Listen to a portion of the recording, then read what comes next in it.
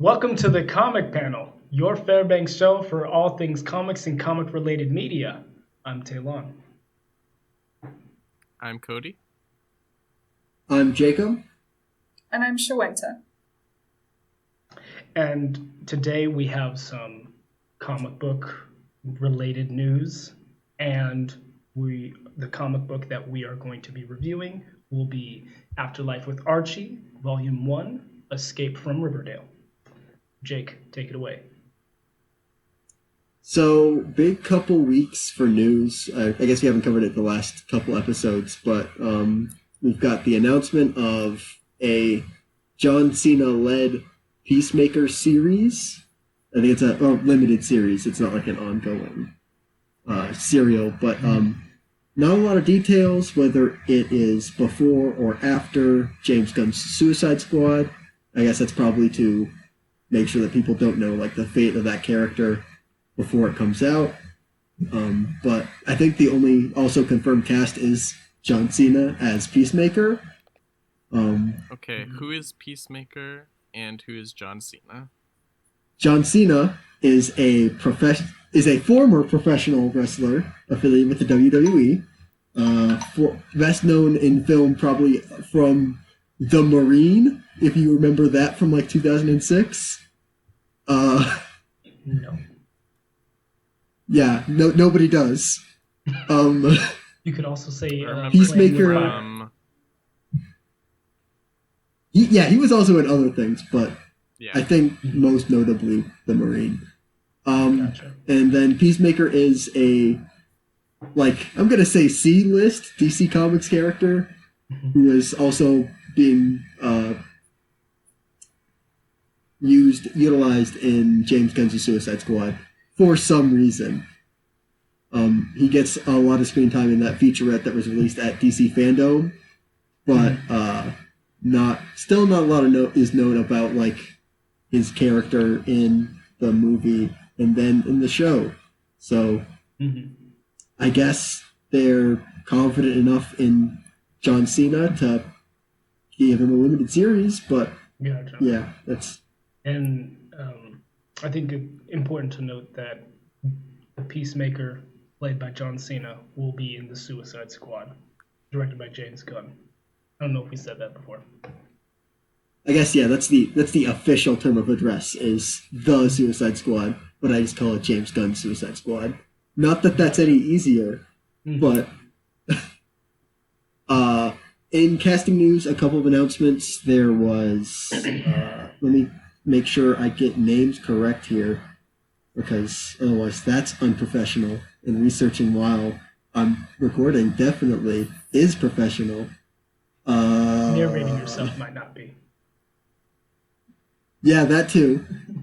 Jamie Foxx is going to reprise his role, apparently, as Electro in the third Tom Holland Spiderman movie for some reason. I don't really understand anything about that.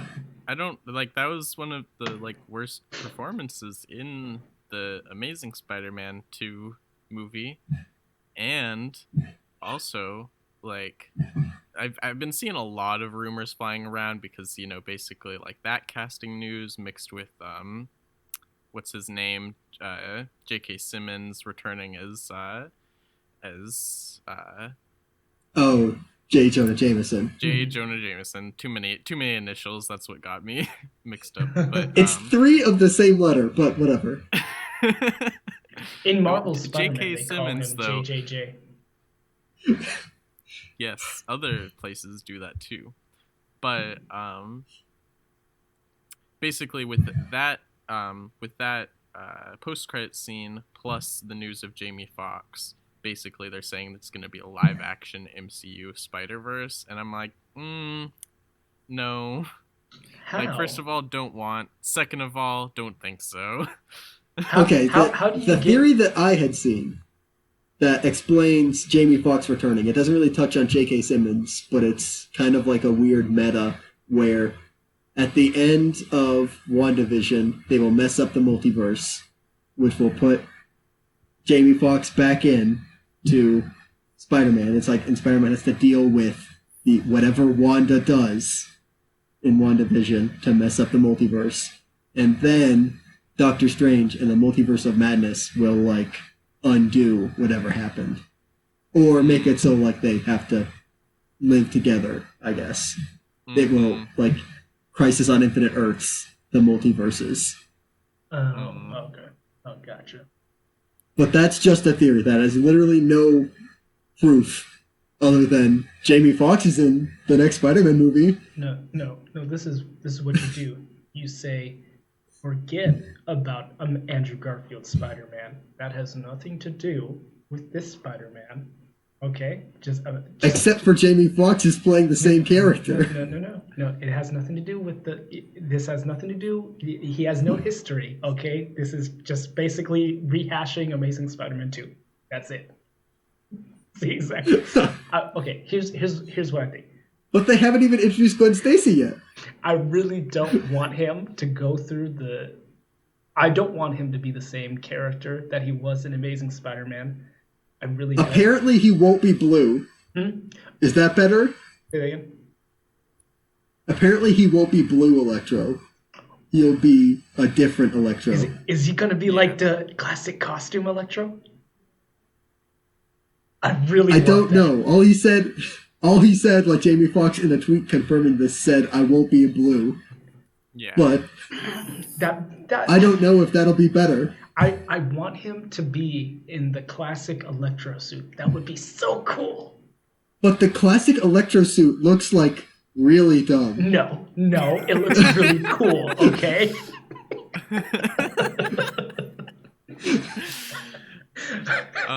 Also, I don't want him to be the guy who's like mentally deranged. Like, I don't want that. That was like, Yeah, I mean, it was kind of like lazy writing just to make him kind of crazy, and then we don't have to explain why he's motivated to do stuff. Yeah. But it's still like all we know is that he's in there and not blue. So, man, okay? This is my new theory. Actually, my new theory is that Marvel Studios sent out a small casting call, just out to only bigger talent agents, just to see if they could scoop anybody for Electro. And then Jamie Foxx saw it, and then he was like, redemption. Nobody liked my first Electro. I'll do a better Electro. Is this the first time that a character will be because we've had actors in superhero movies redeeming bad portrayals and doing better portrayals. Is this the first time we're going to see it with the same character? Well, assuming they make it better.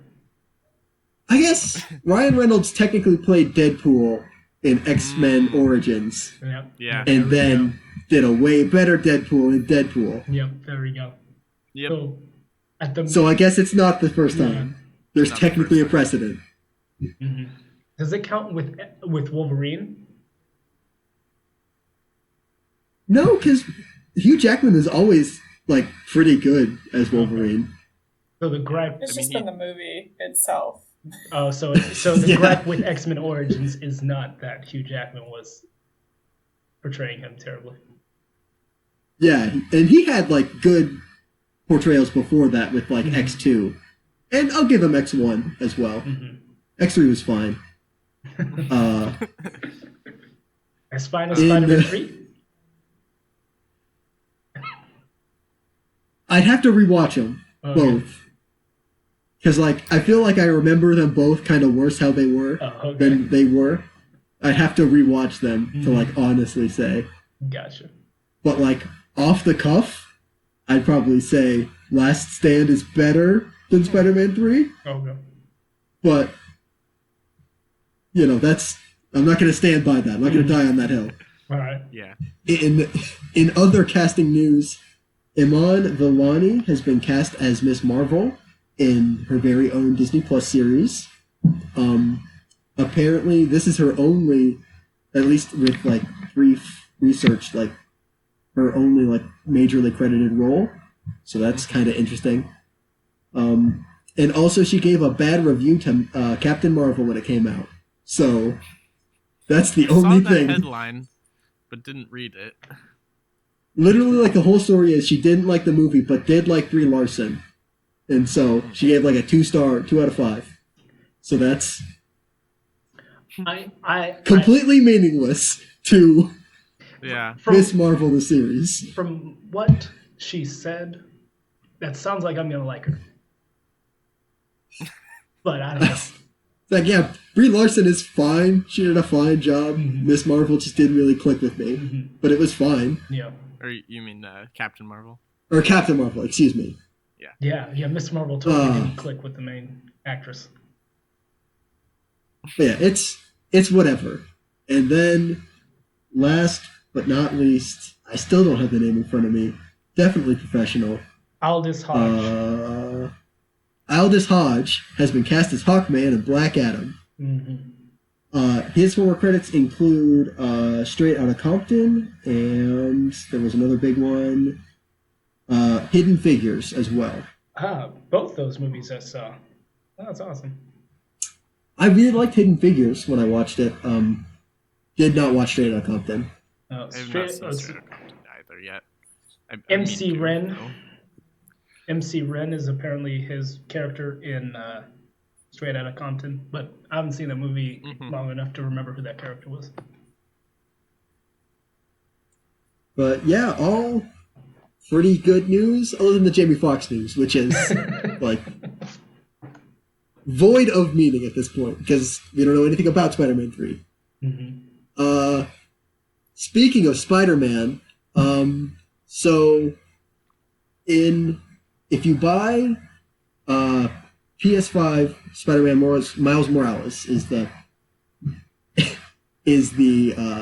how it's being. If you buy Miles Morales on PS5, you will get a digital version of PS4 Spider-Man, which will like update textures and make it 4K and like update 6 frames a second. But it also replaces the character model for Peter Parker to a different one for some reason. And that's the only character that's been changed. The main one. The main, yeah. They say the reason is to better capture like the voice actor's portrayal and like the mocap acting, but like I don't think anybody ever had a problem with it when it was on the PS4. So yeah, they're changing it, but I don't really agree with it, but it is their decision. Yeah, people should stop sending death threats to video game developers when they do stuff they don't like. That's bad. Don't do that. Definitely agree. Also, same for any artist, really. Yeah, that's true. Yeah, you're right. You're right. It just seems to happen a lot with... I guess it happens with movies a lot too, but like in video games, it happens a lot as well. The common denominator seems to be the internet, but also death threats happened before the internet. Yeah. Yeah, stop sending death threats. That's bad. Yeah. I don't know who needs to hear that, but death threats are bad. Yeah. Nope. Yeah. Okay. I was like, is there any situation at all? And then I was like, nope, no threatening. There's really not. Like that's the sad part of this is like I wish like I could come out and say, man, I really don't like that they changed the model for the PS5 remaster of PS4 Spider-Man, but like I don't feel like I can come out and say that without also coming out and saying like, hey, just because people did something you didn't like doesn't mean like you have like a blank check to do whatever you want. Yeah. I get that. I feel like I was just talking to somebody last night about the female-led Ghostbusters movie. And it was like... Which ruined society as we know it. Yeah. Oh, have we talked about the Ghostbusters sequel after that is apparently supposed to come out? No, we haven't. With like Paul Rudd and that kid from Stranger Things. And there's been like a trailer. Yes. So it's another reboot? It's like Ghostbusters Resurrection or something. Was it okay? I know that we just read something with Afterlife in the title, but it might be Ghostbusters Afterlife. It's got Ghostbusters with some dumb subtitle. Yeah. We read And Ghostbusters? it just seems... No, we didn't read Ghostbusters, but we read Afterlife with Archie, and so I was saying it might be Ghostbusters Afterlife, but I don't know. But yeah, I can't think of like a movie that I'm less interested in from a series that I was at one point interested in. You know what I mean? This like Ghostbusters movie that's got like Paul Rudd and that kid from Stranger Things. Yeah. Like that is coming out apparently. I think it was supposed to come out this summer and then delayed. Gotcha. But It is Ghostbusters Afterlife. I was Ghostbusters Afterlife. Oh my god. Wow. Oh, speaking of vague connections to Ghostbusters, did you hear that Rick Moranis got attacked on the street this week? Yes. Nope. Who's Do you Rick know who Moranis? Rick Moranis is? Taylon, you know all of the I know. actors and actresses that nobody knows. But when somebody comes Wait, up, that okay. you So should is he the know- gatekeeper? Is that Rick Moranis? In No, he's the keymaster, isn't he? Okay. I guess he was like the gatekeeper. He was the weird neighbor. Yes. Yes. In what movie are you referring Ghostbusters. Oh, in Ghostbusters. Yeah. Yeah, that's right. Oh, okay. Okay, yeah. Gotcha. And he was in Honey, I Shrunk the Kids, in I haven't seen those. Spaceballs. You should see Spaceballs. Spaceballs still holds up pretty well for like a Mel Brooks comedy, which is like that's what you have to like front load it with. It's like this is a Mel Brooks comedy from a different time. There's going to be Mel some Brooks, stuff that okay. doesn't land. I wonder if I've seen that Yeah. in one of his movies before. Mel Brooks. But yeah, don't attack celebrities randomly for apparently no reason. Mm-mm. Just as you should also not send death threats to people when they do stuff you don't like. Don't just randomly attack celebrities. Okay, these are good radio PSAs. I believe. Oh yeah, does this get our reading done? Is this our Yeah. quota? All right, cool. We've done it. Please stop attacking celebrities. And people in general. Just don't attack people. Yeah. All right, so are we ready to start Anyway, Afterlife with Archie? Yep. yeah. Mhm. I'm excited, kind of. I don't have the book in front of me because I'm using my phone for internet, so Ah. it'll be Okay. all mental reference. So, just to get out of the I way. kind of wish I had. I was gonna say, I just wish I had this actually in print. Like, I kind of liked how much the colors were. Mhm. I would really have liked to have held it. Gotcha. Yeah, Yeah, colors were really good. the contrast between orange and blue was very present. It's one of my favorite color combos. So Oh, really? Oh, okay. it's great. So, Afterlife with Archie is kind of like a play on the main comic Life with Archie.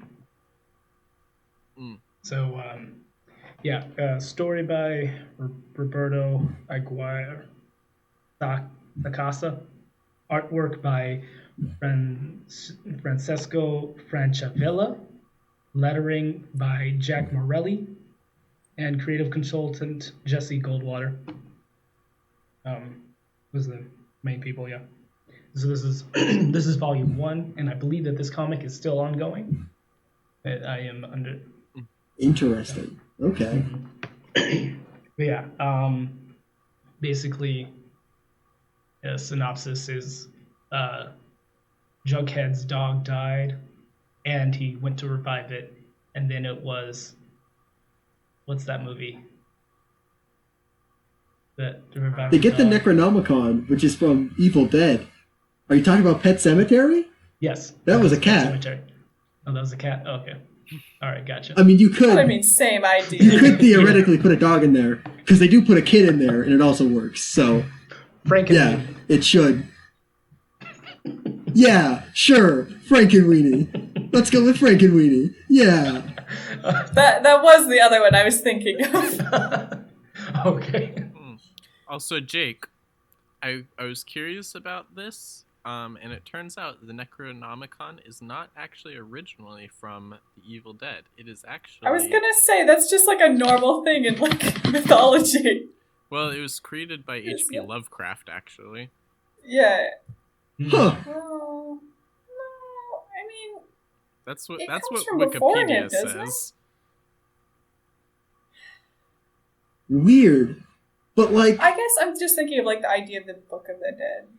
well, yeah, because that's Yeah, like, I mean, I've heard it called the Book of the Dead before, like in The Mummy, it's called the Book of the Dead. But it's, yeah. I mean, Has the Necronomicon like- ever been used for good? Like, it's always bad. it's literally like a black magic book, so I don't think. It's like the beginning of this comic kind of loses me. With like its setup. I should say it's a little bit like if you just twisted it slightly, it'd be almost, you could see how it'd be comedic. Gotcha. Like, oh, Sabrina got in trouble for using the Necronomicon. Whoopsie. Like, But also, she's grounded for a year without Well, being also, able to like- speak. I love just her ants, right? Just Yeah. like looking like that. That was awesome. Can we just... So, I am 90% certain that Sabrina is Sabrina the Teenage Witch. Which I had... Yeah, I'm pretty... Percent. Yeah, that's yeah, 100. she has the haircut. I didn't know that they had like a shared universe though. I didn't Oh either. yeah. And they do. They Oh, they totally did? have like appeared in comics together Really? in like the regular comics, I did not know which that. has like always been like interesting because that means like in Archie's world, like there's just witches around. Gotcha. Oh yeah, so there's like walking around proof of like heaven and hell and the afterlife and demons and like But they like just Sabrina kind of sit always with is that. just like Sabrina's always just up to like goofy things. She's Mhm. like, oh, I'm gonna make the biggest like milkshake ever for Jughead. Wow. And she's like using my powers, and like her aunts are like, stop that. Yep. But this time you took it too far. Okay, now might be a good time to reveal that I have not seen Sabrina the Teenage Witch, Riverdale, Archie. I've never read any of those comics, never watched any of the shows. I I should don't know say anything about You it. shouldn't watch Riverdale, and you shouldn't watch Sabrina the Teenage Witch. Wait, which one? Wait, which one? Any of them. I haven't watched The any one of with them. Melissa Joan I Hart, don't think you or the should new watch one, any of the them. Netflix one. But CW. Well, we're talking about Like- Sabrina the Teenage Witch. That's Yeah. Sabrina the Teenage Witch. It's Is on Netflix, but it's by the CW. Is it? not Sabrina the Teenage Witch. Pretty sure. That's Riverdale. That's by the CW. Well, they have like the exact same plot, so like, yeah, I just Sabrina's wanted to- like, oh, there's a weird I've been orgy cult down in this well. I'm like, okay. She's like, I'm gonna have to dress up sexy to go down there. And I'm like, okay. yeah. I didn't finish Sabrina the Teenage Witch, so I don't know how that ended. I just wanted to be open with my biases and how much I knew / did not know about this universe. So if you're coming here looking for like hot takes on the Archie universe, you're not gonna find them. I have read so much of Archie, and I love Archie, and I actually am like literally the other day, like I forgot that we were reading this book, and I was like, man, I miss the old Archie comics. I wonder where mine are. All right. And then today you were like, yeah, we're reading Archie, and I'm like, oh yeah, that's great. Yeah, and I've seen like So, yeah, maybe there's- 3 episodes of Riverdale. I was Yeah, so I was I all may for Seen it. ask- a little too many? Oh, gotcha. I was like all I may for ask it. some dumb questions about I've seen characters and their none. Oh, sorry. relationships. Hmm. Because there are a couple that I have some questions about. I That- feel like at the that top needs Can of we some just spend an answers. episode Carolyn talking Blossom. about? Can we just like spend an episode talking about Riverdale and how ridiculous it is? It's so funny. You might get me Archie saying gets it's not. attacked by a bear. Are you talking gets a- about this is the CW show? Yes, the CW show where like Archie gets like a bear claw mark, and Reggie's like, "Whoa, what happened to you, bro?" And he's like, "Got attacked by a bear." oh my god, you have to go through so much shit. We have enough to talk about in this book, Shawenta. We cannot talk I know. about this show. I could talk about it forever. It's so good. In how horrible it is. Oh, gotcha. Anyway, No. so I wanted to know, Jake, is the top of your list for the questions that you have about people's relationships, Cheryl and Blossom, I think is their name? No, No, Cheryl. Cheryl No. Blossom and Jason. Yeah, it's Oh, okay. what's the deal with that brother and sister? Yeah, okay, good. Yeah, Are they That- brother that- and sister? yeah. Or Okay, that's the top In of the the co- list. obviously in the comic books, it's totally normal. Like, I don't think Jason even shows up that often. But I'm not talking about the newest ones, because the newest ones I've read like one volume of, and I was like, out of it.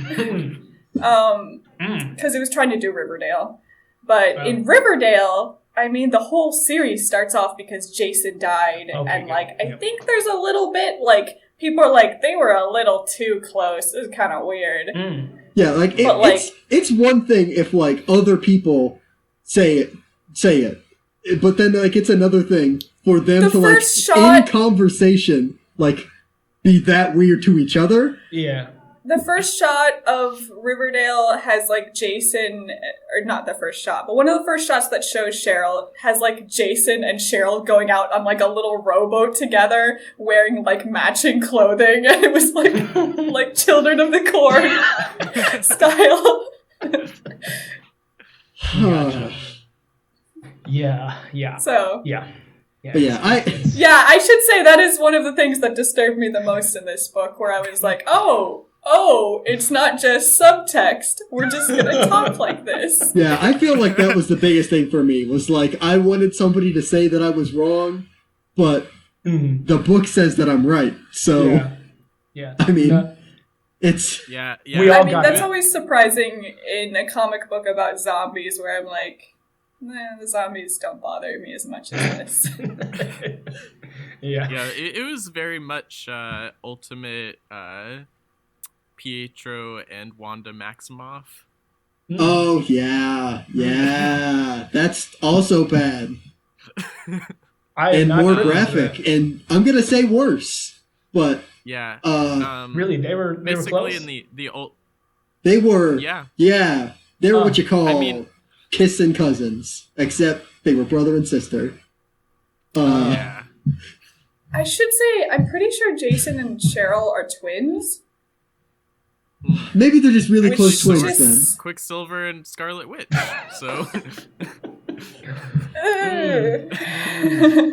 God, any way you try to frame it, it keeps making it worse. It's I don't know what you thought would be good framing, though. Yeah. No. It's just. are their parents dead and they like have to rely on each other? No. So, I mean, even in the comic book, they're like, man, mom and dad aren't answering their phones or whatever. Okay, that's the only framing that like I could see you kind of like getting away with it if it was never your intention. Where it's like, oh man, this brother and sister's parents died and they had to rely on each other, and like for people on the outside, it looks like they're too close, but in reality they're completely different. Except that's not what this comic does. No, this comic is like, yeah, they're too close. They're way too close. Isn't that weird? Yeah. Although there's definitely resistance from the sister. No, But, she's playing hard to okay, get. That's but- that's different. That's literally, I was about to say, she's literally just trying to make him jealous. She's Okay. literally, like, because the first scene is she's like, at least we have each other, like, holding hands. Oh. Yeah.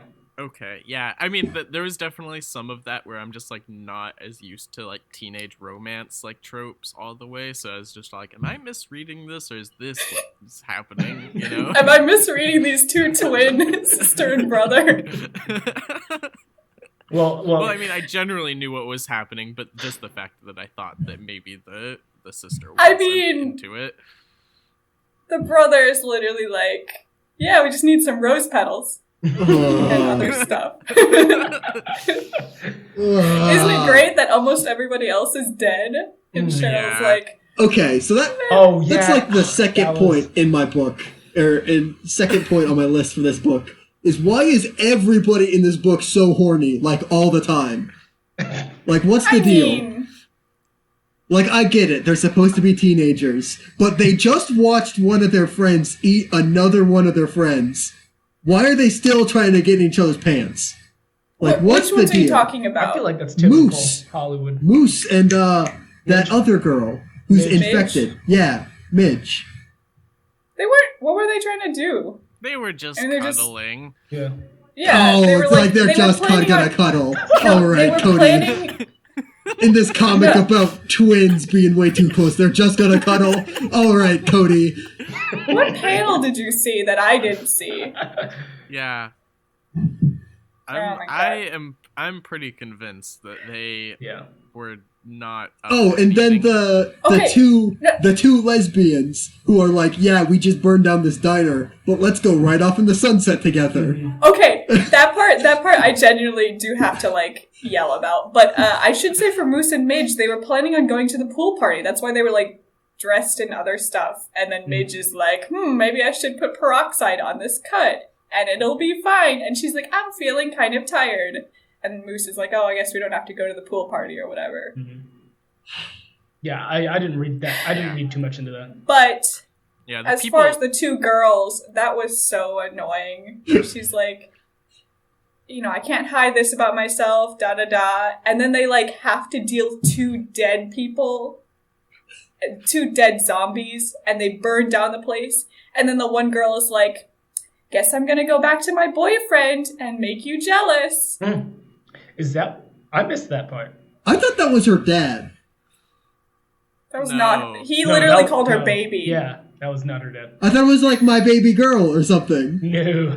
No. No. I mean, No, that's one of the football players, I'm pretty sure. Yeah, there was a couple of Shocker. lines that actually did almost make me think that. So Yeah. you're not like totally in the wrong, but then it was like, oh no. Yeah. Mm-hmm. Yeah. So, but yeah, that was kind of annoying. Like, it really. Okay, so some of this book really felt like it was trying too hard on the dialogue and like to be like witty or like modern, just felt a little too try hard. I think like they had good chances at emotional stuff, and I feel like they went a little quick on some of it, so it Yeah. felt kind of flat. Mhm. But like I totally saw where they like were sort of doing it. They just didn't really go all in when they could have.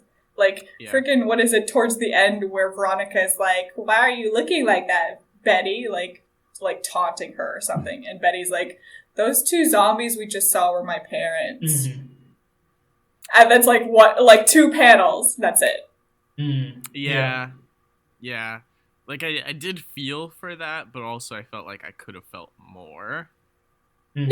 Yeah. Pretty much that's my entire Yeah. thing about the book. Mm-hmm. Like honestly, actually, yeah, that's actually a really good point because like the dog got more time at the end. A lot. Like it got an entire issue. I think like my biggest thing as far as like the zombies and the story overall was that one moment where Jughead zombie pets his dog zombie and they're like siege, and I'm like, wait, so they can just theorize and strategize? Yeah, that's a weird take on like zombie mythology that comes up more often than you would think. No, Yeah. what was weird to me was that when Vegas, Archie's dog, like runs out of the window to defend Archie from Hot Dog, who is the zombified dog, and then the dog looks at Archie and it's saying words. I Run, like that Archie. though. That was I good. mean, that made Run, me Archie really Minister. sad. That Like, they made could have me- totally had that, like, silent and given him no dialogue, but the fact that they gave him dialogue is just like, oh no. Yeah. Oh no, Yeah. he's thinking. He's thinking about Archie. Mm-hmm. Oh, okay. I did like it, but I didn't like it. That was definitely the It was saddest part odd. of the book for me. It was really odd, like, randomly came out of nowhere, but it also still made me sad, of course. Yeah, no, it made. I guess Okay. that's what I should say. Is it made me sad? I liked it, but it made me sad. And, Oh, okay. Yeah, I did not have that reaction. Oh. So I just thought about my dog. I also thought of my Yeah. dog. Gotcha. Literally, when like I mean, it's a little bit try hard where they like show Archie getting the dog and his mom being like, "Oh, my dog died once too," or like, "My dog died once. Archie's gonna have to go through that soon." I'm like, "Girl, he just got this puppy. Like, calm down." I don't know. I just don't think about my dead dogs when I get a new puppy. I mean, like, okay, I'll put it this way. I felt worse about the dog dying than when Archie had to beat his father to death. So Yeah. yes. Yeah. that kind of. Yeah. And I'm not normally like the kind of person that's all like I care more about the dog in the movie than the human. Oh, you know? yeah.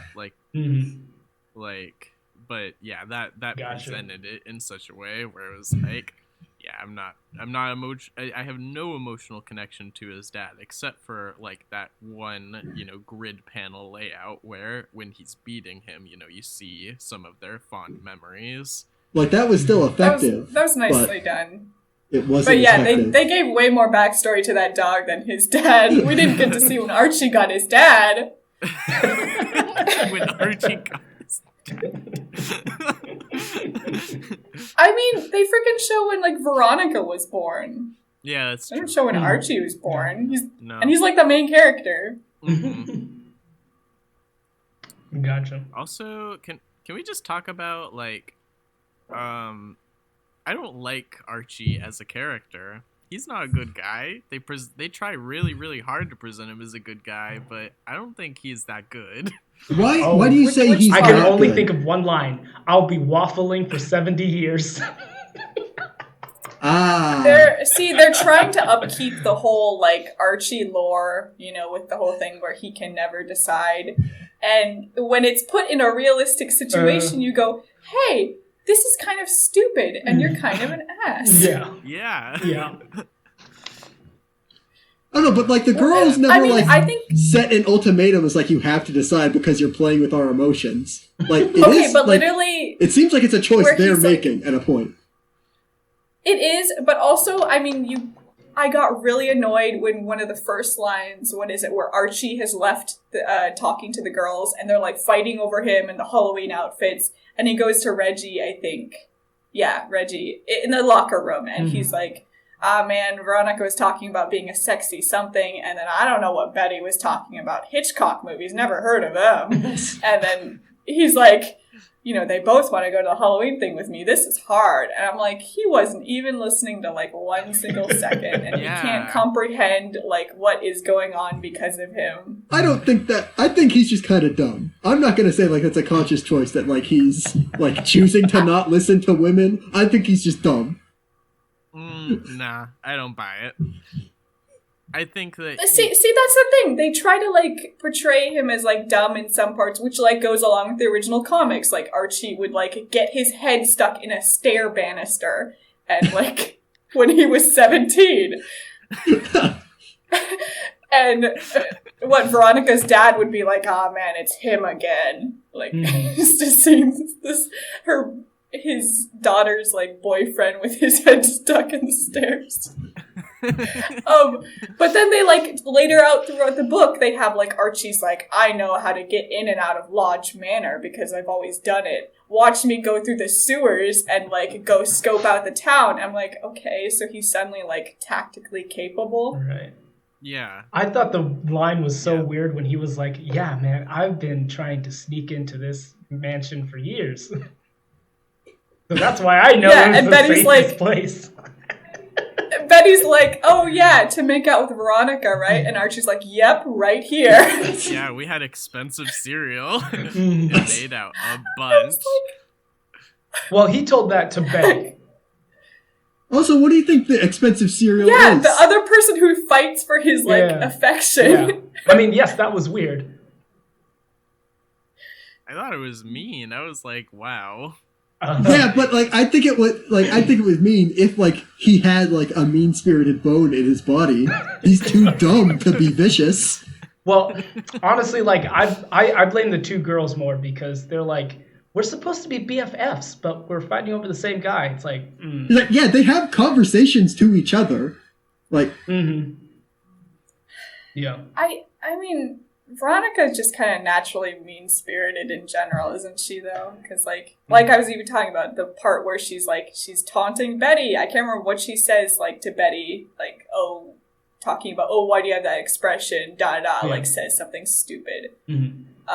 And Betty's like, I'm crying because my parents were those zombies. Yeah. I feel like... And Veronica's like, oh. Yeah. Yeah.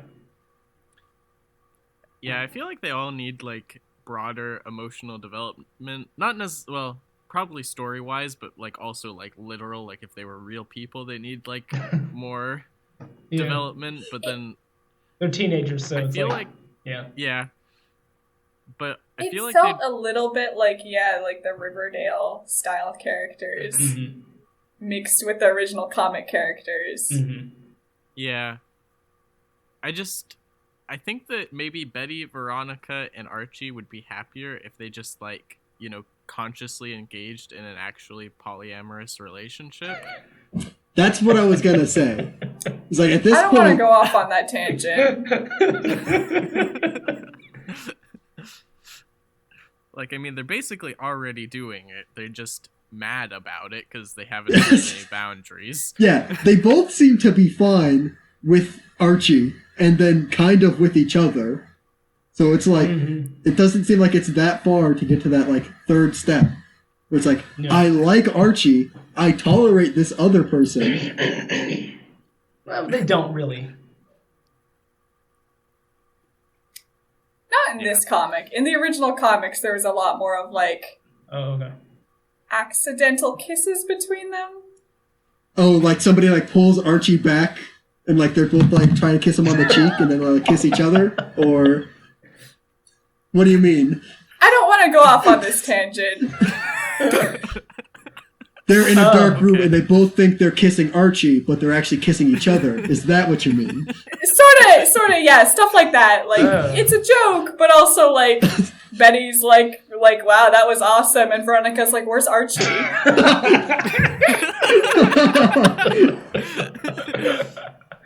Oh my gosh. Yeah. There was a lot of that, surprisingly. I thought it was cool that Veronica dressed up as Vampirilla. Yeah.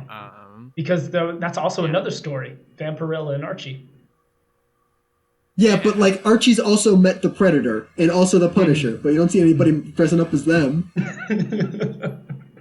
No. I just thought that was I was just saying that's a nod. Do that.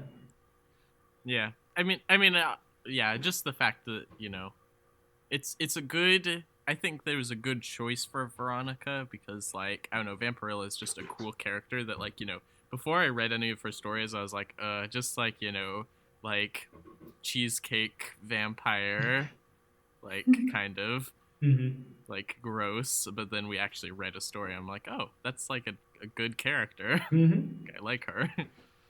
And I think it matches Veronica well, too. Gotcha. Can we talk for a second about, like, how bad of a person Reggie is? Yeah. Sure. So, like, so Reggie, unintentionally, I will say, he didn't mean to, like, be the impetus for the story, but he was driving home, was he? Well, he was driving drunk, though. I was gonna ask if, like, I had not picked up on the subtext of, like, he was driving drunk. Hit hot dog. After fighting with Midge and Moose, yeah. Yeah, hit hot dog, which then made Jughead go to Sabrina, who then decided to, like, raise hot dog from the dead. But, like, Reggie never told anybody that he was the one who hit hot dog. He just, like, went home, washed off the front of his car, and decided to not tell anybody about it, which is... a pretty big dirtbag move. Upset by it. Like, it haunts him, but not enough to, like, go to the authorities or not drunk drive. So, and no one questioned him when he was like, "How could he be alive?" Like no one was like, "Wait, how would you know he's not alive?" Also, nobody talks about it. It's like, hey, Reggie, you seem vaguely haunted about something. What's up? Yeah. I mean, it's interesting because Reggie's always cast as like a super scummy kind of guy in a lot of the different Archie iterations. Gotcha. And they always try to have a little bit of like a bounce back where like he gets with Veronica or he like helps Midge cheat on Moose. And like that's not, they're just like, oh, look at this, like a little bit of a softer side. It's like kind of not great ever. Yeah. Also, was I supposed to pick up on the relationship that like basically like Moose and Reggie are like Betty and Veronica for Midge. Like they're kind of best friends, but like they are. I thought it was like they're not best friends. I thought like they don't get along at all. In this comic, it was more like a unrequited love between Reggie for Midge. Usually Moose is like too dumb to pick up on the fact that Reggie is like hitting on Midge. Oh. Which is fair, because his name is Moose, so yeah, that's... Hey, and they he's call too Sam dumb to Moose. pick up on the fact that Midge is like sometimes cheating on him or whatever, but like, I never really felt like there was that big... I feel like they kind of like expanded Reggie's like love for Midge. Whereas usually it's just a fling, and he's usually after Veronica more. So the fact that, like, that whole scene... I was going to say that whole scene where, like, he literally gets stopped from letting out zombie Midge. And I'm like, I don't think he cares about her that much. Like, literally, Reggie's whole character is supposed to be that he cares about himself the most. Did not pick up on And, like, there was no point to that anyway, because he doesn't get to let her out, because they get attacked. So it's like, what the heck? I thought it was interesting, that scene where Midge was like, I love you, Moose. And he's like, oh, yeah, I love you too, but... You too, babe? Why are you telling me now? I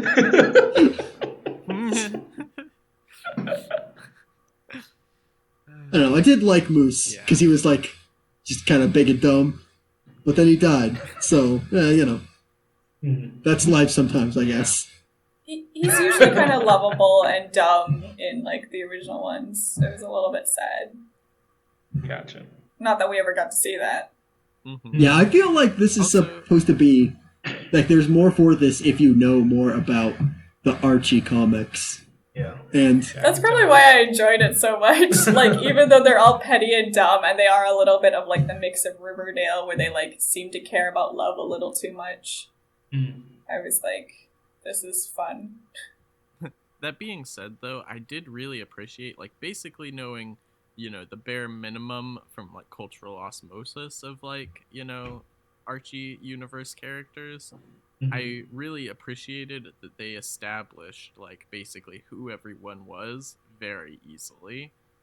Like, it's like, you know, they know who these characters are supposed to be, and each one got a shining moment to say who they are. It was never like, I don't know what this person's deal is. Like, even when it was like, I don't agree with what this person's deal is, you know? It was just like, okay, I get your character and how you're different from everybody else. Gotcha. Except for maybe Jughead, but, you know, he was never meant to be a part of this story except for as a zombie. So, like, can anybody explain why Archie is such a big prize? Like, why two of what, like, seemingly like the more popular girls, like, just want to get with him? He's a ginger. He's just a guy, though. He's just all redhead. A ginger. It's like, it's the Peter Parker thing. It's I'm like, not biting, Taylor. I mean, it's the whole... He's the lovable main character who can do no harm and keeps getting into trouble, but he has a good heart.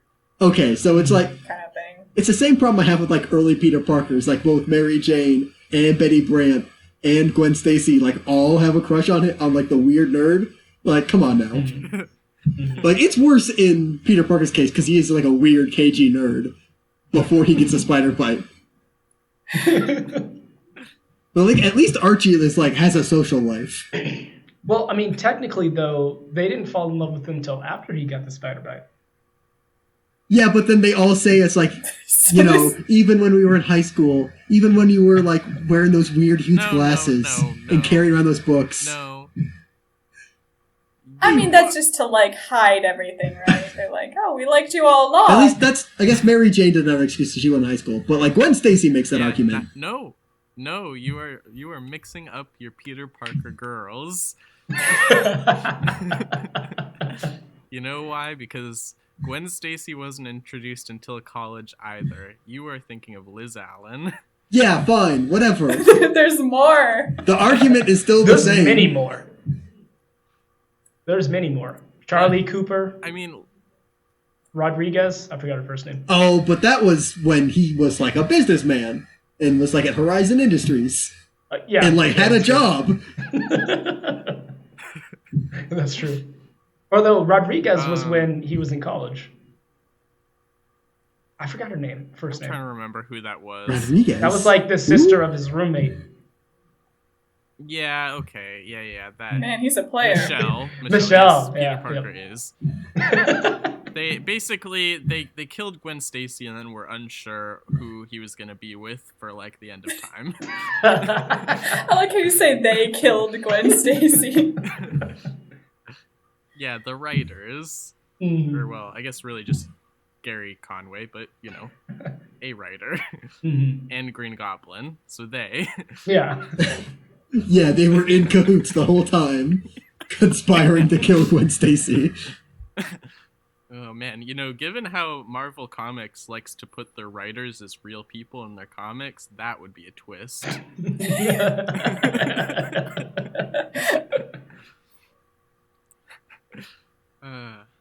Okay. Anyway, back to Archie or Afterlife with Archie. Yeah, like you said, Shawenta, though, the art was really good. Especially, well, I mean, not the art on its own necessarily. Actually, yeah, that was one thing where, like, in the back, you know, like there was like a little intro to the penciled pages, and it like made a point of being like, these are really tight pencils, and they, you know, they stand alone, but the colors just add, and inking just adds to it. And I like looked at them, I'm like, this isn't what I consider tight pencils. Are you sure you know what that means? Like, like so explain really to the made audience. A point. And also, I don't know what that means either. So tight pencils just means that like most of the detail is already there when you draw it in pencil. You know, all the shading and like, you know, the little details in the background and everything, you know. Oh, okay. But this was very much just like kind of like, I'm like, I mean, not anybody could have drawn it, because that's like, you know, that's a little bit They look like thumbnails. They look like where you plan actually, characters to be and everything and the action. They don't look like this sketch where you like go, oh, this helps me perfectly for the inks, and then you put down the inks. I feel like you'd have to... That's one of the things I had trouble with the art, where like sometimes I felt like it was a little bit too loose, and I was like, which character is this? Like, because sometimes lines didn't fully finish. But like the colors really helped set the mood for everything. I loved the colors. I can definitely tell that. There's a lot of orange. Man, they really are dumb teenagers, though. They're just like, man, we're super stressed. You know what we should do? We should go in that giant glass room in my house and have a pool party. Yeah. Yeah, I would have. I think nowadays it would just be video games. Maybe. Just sit in a room playing. Just a bunch of zombie video games. I don't know. I feel like that's the line where Betty and Veronica, like, they draw the line. Like, if Archie tries to get him to play a bunch of Smash Brothers, like, that's gonna be the line. Gotcha. No. Betty likes video games. You would have Moose introduce, hey, let's play this zombie video game, and then Archie would be like, it's a little too soon, I think. They just all sit around playing Animal Crossing. Okay, yeah, they all have a Switch. Yeah. Yeah, I could believe that the lodge has like, you know, just like 20 switches. 20 extra switches. For guests. Yeah. No, I don't know when this comic came out, but I feel like it was like probably like 2015 or something. Mm-hmm. 2014. Feels recent-ish. Yeah. It came out 2013. 2013. Dang. So they're all playing on their Wii U, playing Smash. They're taking turns playing Wii U bowling. Yeah. Anyway, no. Also, okay, one thing that kind of bothered me in the beginning, and then I eventually forgot about it because it wasn't like a big deal, was that like the writer of this, I don't think they know what a prologue is. Yeah, no. Yeah, the prologue definitely should have been part 1. I'm just gonna. Yeah. Oh, I didn't even notice it was called the prologue. That's interesting. And they had an interlude. Because they had the.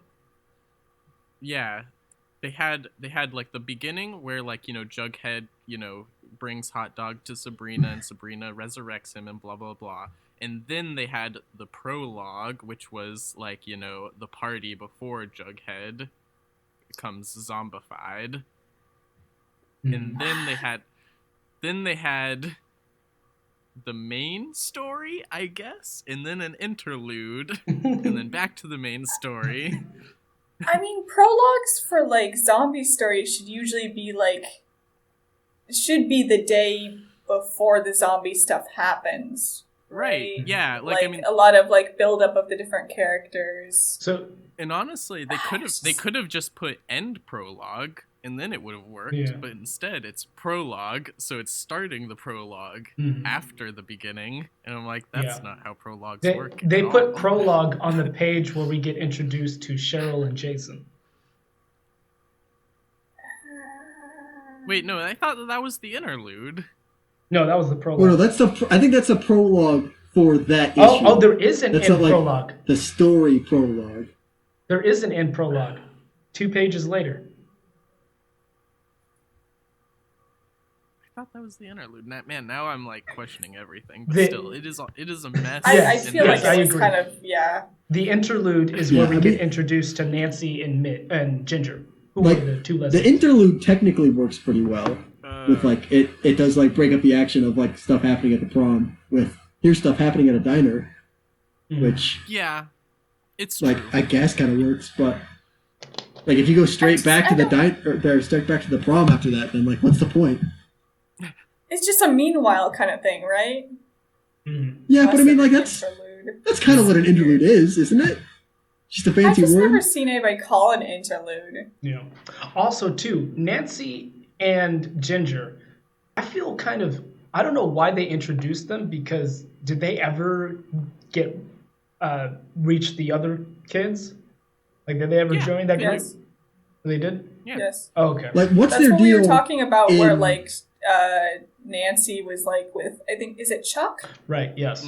Yeah, it's Chuck. Mm-hmm. Yeah, with Chuck, one of the football players. And Right. he's like, oh, baby, I missed you so much. I didn't think I'd see you again. And Ginger is there like, great.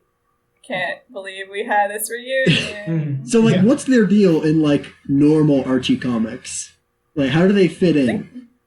They're like a pretty new addition, I'm pretty sure. Like the same as Kevin, where they're like, oh, it's the first gay character, openly gay in Archie. They should have made so, Moose like, gay. I am not First aware closet of Kevin. Gays. They talk about Kevin because Kevin is the one who punches. Who does he punch again? Oh, is it Keller? It's probably Reggie. I'm I willing to think accept that's it's his Reggie. last name. Oh, okay, I'm yes, pretty yeah, sure. he punches Reggie. Yep. Yeah, so he's like openly gay, and I think Gotcha. that's also why Reggie is so much like, don't touch me, and the kind of subtext there. Oh. Okay. Yeah, But see, the fact that they're like, but like, I've never read any of the comics that have Kevin in it. I've only seen Riverdale with Kevin in it, and Kevin's entire character is being a theater nerd who can sing well. Like, and he's gay also. really breaking down stereotypes there. There was a scene where when Keller punches Reggie, the butler is watching on the camera, and I literally was about to talk about that, where he's like, "Oh, he has military training." I'm like, do you? Okay. There was a movie that did that, and it was like, open up an investigation on so and so. Like, I'm I'm trying to gonna need remember more details. I that's all the details Is that a that I synopsis? have. Like, I feel Is like that it was the some title? Batman. I thought it would have had something to do with Batman. Was it a Jason Bourne movie? No, That does no, not have anything to do no. with Batman. I don't remember what it was. I just remember it was like What's the relation to the Kevin and military stuff? because this person took out. Oh, it was Chuck. Okay, I remember. It was Chuck. That's right. So the Asian character in the beginning of the series, Chuck, took out a bad guy, and then Casey was like, open an investigation on something Wu. I think that was her last name. But yeah, all right, I got it. Dumb.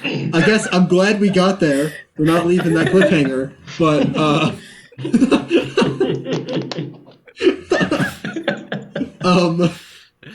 Yeah. All right, got it. Reggie seems like the character who's gonna live way too long in this book. Like, he's gonna keep doing bad stuff to other people that gets other people killed. Like, have you guys ever seen Train to Busan? Reggie kind of reminds me of that not the conductor, but like that businessman who keeps telling people to like close doors while other people are running towards doors. So it's like, yeah, and then like at the end, I really recommend that movie, by the way. oh yeah, Train to Busan's great. It's on Netflix. But yeah, he seems like the guy who's like, or Reggie seems like the guy who's just always going to be constantly sacrificing others so he can get out, and it's not until like way too late into the story that he finally gets some kind of comeuppance. I mean, I'm kind of fine with that. I want to see how many people he can get killed. Like, it's an effective technique to get your audience to not like the character, but like, I don't like the character, so I want to see like some consequences to that. So you're gonna keep reading? I guess I have to now. Is this how you bought multiple volumes of The Walking Dead? Yes. They kept introducing people who like I had to see get theirs in the end, and then like halfway through they get theirs. They're like, I'm halfway through, I'm not going to stop reading the book. Man, and then they introduce a new person who has to get theirs. You're really revealing to writers what they need to like add into every story. Yeah, if you want me to keep reading, introduce somebody who has to get theirs but never does. I mean, it's just like YouTube, right? Like, if you infuriate people, it'll make them watch more. Yeah, it's Yeah. I hate that it's a button that people can so readily press.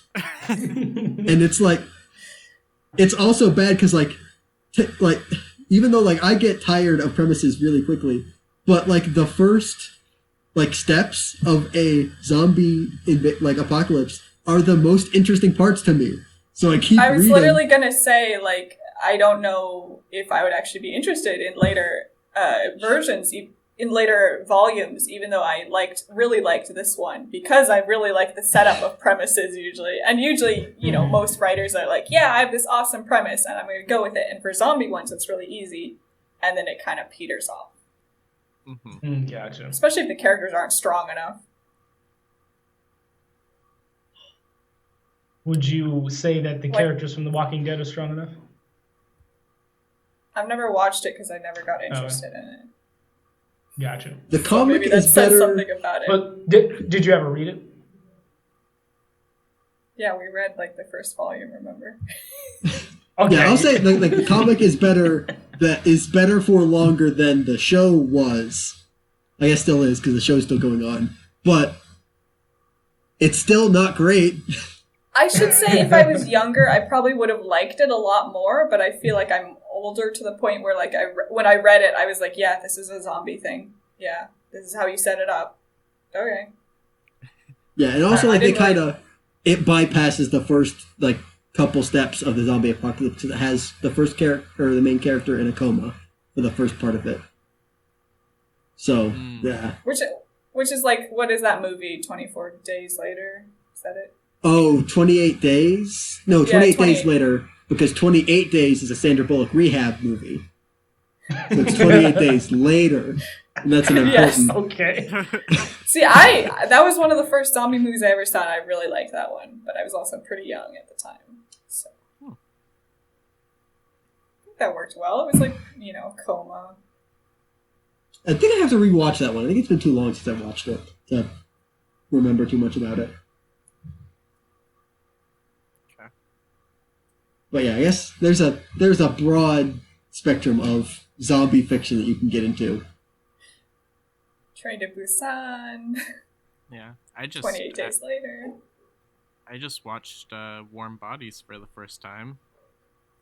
Oh yeah. Isn't that the one where like the power of love makes him not a zombie anymore?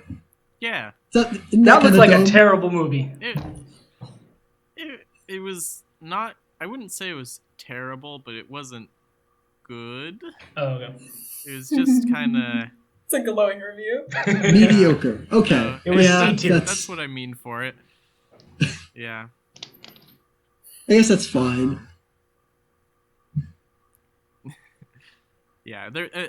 Basically, what I'll say about that movie was that it didn't really let anything breathe at all, and things just happened, and nothing Gotcha. was really explained.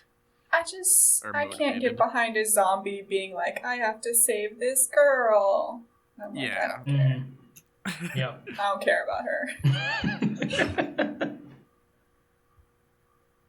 That's fair. Yeah, That's, they don't really give you a reason to care about the girl either, other than the kind of relatable guy zombie character likes her.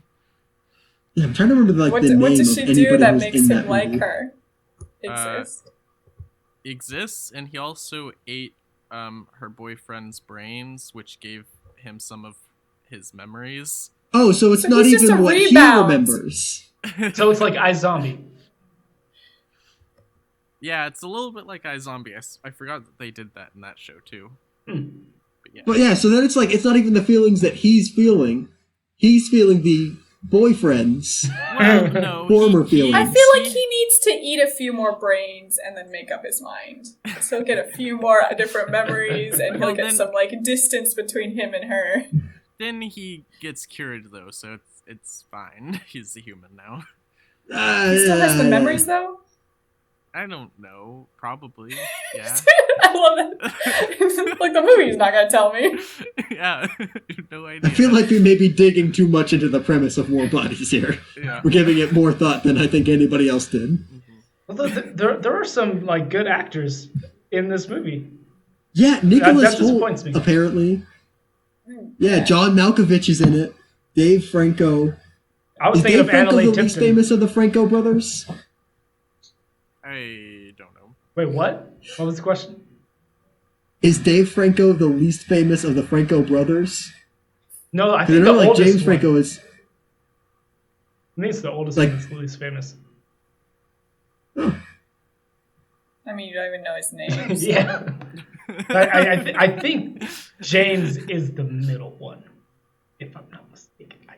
I don't know if I'm right on that. even in terms of like fame, because I would No, say no, in James would terms be of even like more when they were popular. born. Oh, I'm not talking about when they were born. Like that's a provable fact. I'm talking about like opinion. Who's more famous? How many are there of them? I think there's 3. The oldest, the middlest, and the littlest. Yeah. Oh, Tom Franco.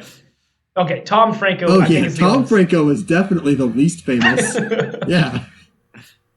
Okay, can I, going back to the prom or whatever, I do find I really do like this scene, or at least I like how how Veronica recounts the scene of the fact that they didn't realize that Ethel was being eaten by Jughead.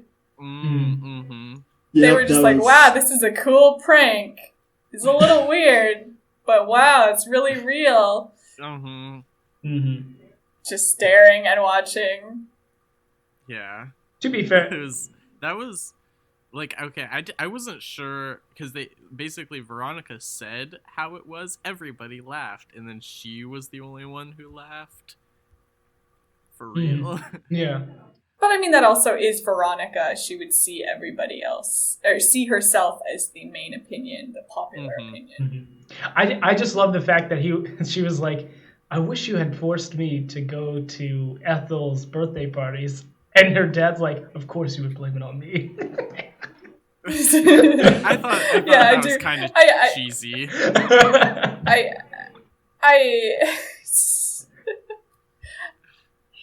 I do like how she's like, man, Ethel always had those birthday parties and I would never win.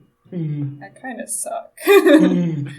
Yeah, I mean, I should clarify. I liked Veronica's, like, thinking about that, but I didn't like that the dad spoke up. I was like, it was that was just like, especially the fact that she's his only daughter and she's like his favorite person on the planet, pretty much. And he's just like, of course you'd think I would do that when your friend died and got eaten alive. like, Dad, I'm having a post-traumatic stress breakdown right now. No, but Veronica doesn't seem to be the person who would enjoy being forced to do anything, even if it is go to a birthday party. Yeah. With somebody like I guess I should say it's very telling on how Veronica has turned out. The fact that her dad is probably very similar to how she is, where she's like having this heartfelt, like traumatic moment recounting, and he's like being a little snarky. Like that. Gotcha. She would probably do the same. Yeah.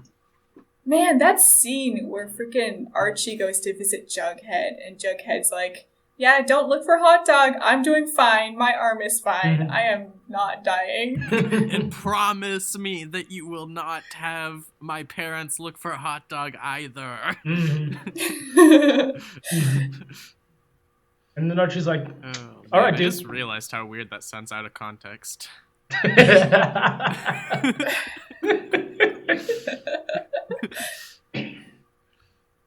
Wait, so what's the relationship between Archie and Jughead? Are they not... I guess I kind of always assumed like they were brothers, but is that not the case? No, they're just best friends.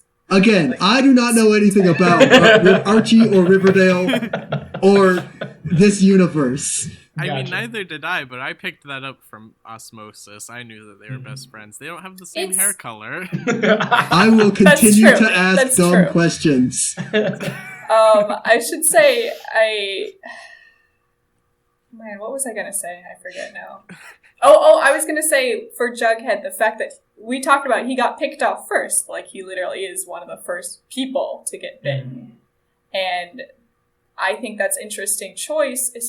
And it makes sense, though, because Jughead was always the most comedic in the original comics. Like, his main personality trait was being goofy and eating tons of food. Like, that is not how he is in Riverdale. That's weird. So what's the deal with the crown? I know, which makes it so funny. Betty, you don't get it. I'm a weirdo. I'm weird. I never take off this hat. Isn't that weird? And Betty's like, wow, I'm in love with you now. Is that what... So the hat's supposed to be the crown. What's the deal with the crown in the... why is he wearing the crown all the time? It's literally just, like, his signature look. He just likes looking like he just went to a Burger King? Like, what's the... I mean, yeah, I don't know. I think it's supposed to be sort of a reference like that, but... Yeah, because I think that's, like, basically, you get the Burger King crown from, like, a kid's meal, basically, and so, like, he's supposed to be always seen as, like, like, being foolish and young, They do have the little Archie comics where they draw them as kids, having kid adventures, and Jughead has the same crown, so... It's a gross crown. I guess I'm just trying to understand the lore. Like, why are they the way they are? You're gonna once we disconnect from this video chat, you're gonna have to go in on Wikipedia and do a deep dive. You'll become an Archie expert. No, I don't want to do this. So, does anyone know the reference to Archie's costume? Like, is that just because they couldn't use Superman? Yes, I do. I know that one because Archie made a line of superhero comics where they were superheroes. Really? I did not know that. Yeah. I mean, Gotcha. they were all pretty silly because it's still Archie Yeah. Comics. Yeah. So what was his name? I don't remember. Gotcha. Okay. Probably, I think either something with an H or something with an A. A would make sense because he's Archie, but like I feel like the symbol on his chest was an H. So Well, it it was a looks P. like it's a P, yeah. Oh shoot! Yeah. Well, I'm wrong about the alphabet. Probably stands for power or whatever. Yeah, I was saying of Power. I was like Power Man. No, you wouldn't go Power Man. Would you go Power Boy? Power guy. I don't remember what they were. Oh, yeah. It's so like wait, is that then like a dream that he had and then like made a costume out of that? Or can you buy Archie superhero comics in the Archie universe? Like, what's he dressing up as to other people? I mean, the way Cody said it made me think that Archie was writing these comics himself. No, I think that it's an alternate universe where the Archie characters are superheroes. Yeah. Kind of like how you've probably seen Garfield as superheroes too. But man, I'm actually like trying to find like on the internet, and I'm like, I cannot find this, but I know I've seen it. So Yeah, I'm just trying to like, yeah, like I'm just trying to gauge like, what did he show up to the costume party dressed as? No. This is what it was. He was like how does he explain it to other people? Well, he just literally said like he was a superhero, right? Wait, maybe. But like, I'm not sure. like egotistic do you have to be? It's like, oh yeah, I'm dressed up as myself if I were a superhero. Like, what? What?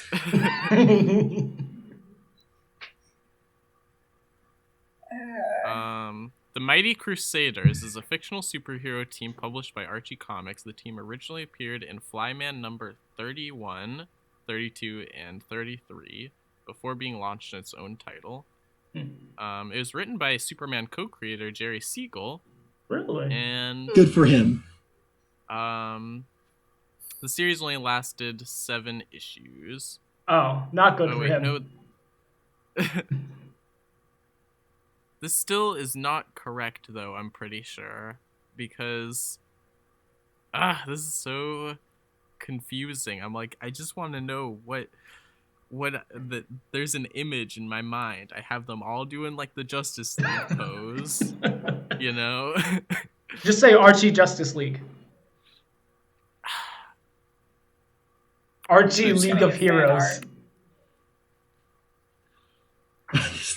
The sense of right alliance. Can I say like I'm looking at the prom scene again, and like of course they have Weatherby and Miss Grundy outside, and they're like the first people who get attacked, and I was like, man, there go the adults, the 2 adults who exist. Yeah. Yeah, it doesn't seem like they're really like actively supervising this prom, considering they're like sitting outside on a bench. Gotcha. Man.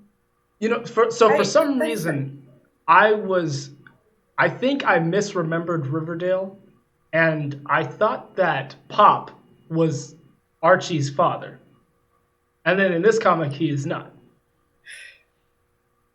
I mean, no. No, okay. Yeah, that's what I'm gathering.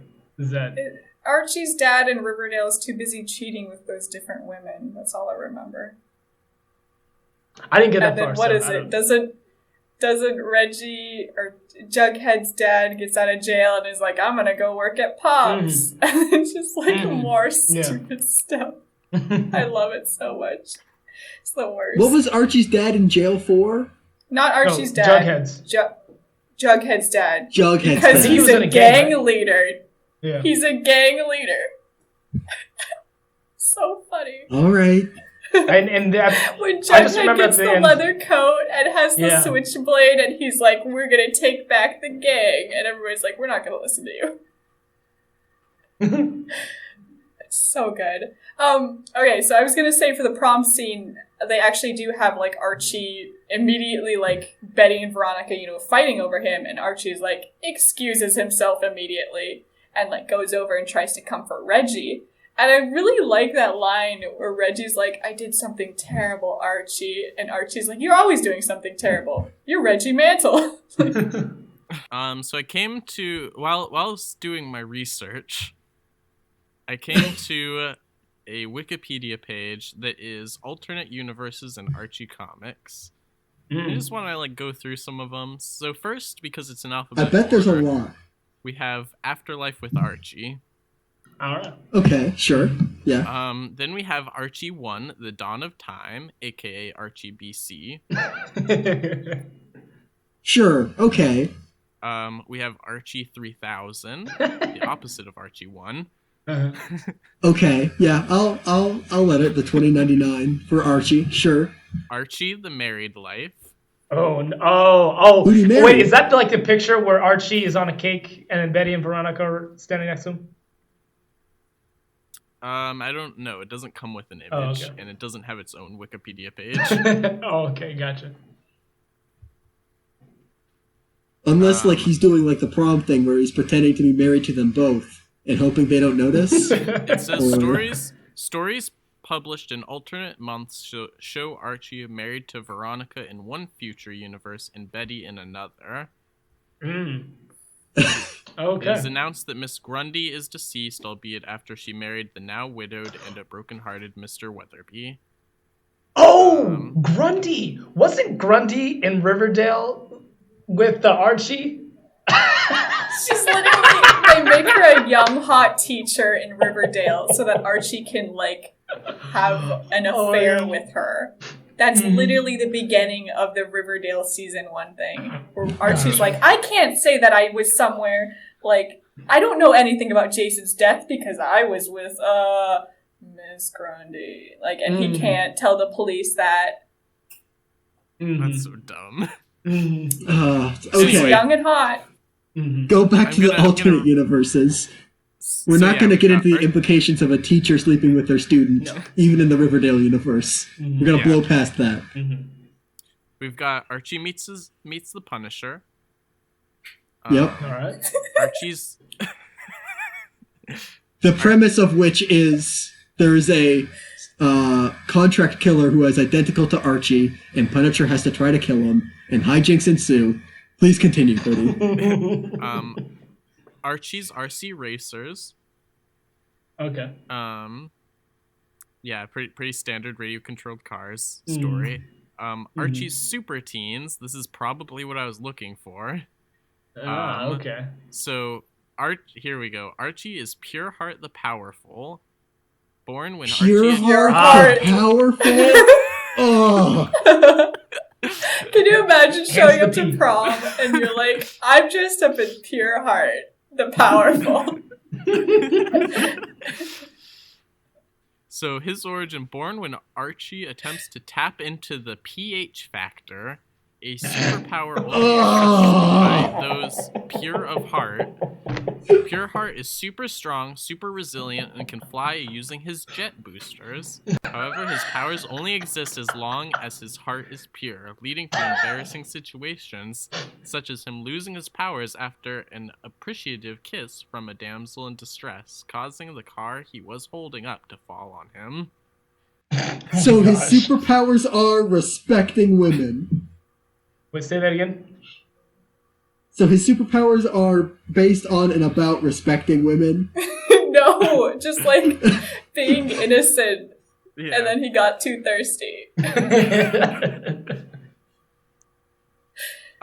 you want to hear the other ones? We're Can I this just far. say pure? Can I just say Pure Heart sounds like a My Little Pony name or something? Yeah, it does. It does. Oh, yeah. So, we've got Super Teen is created by Betty merely twisting her magic ponytail. Super Teen's powers are roughly similar to Pure Heart's. Don't leave them Sure. both in a Fine. room Okay. together.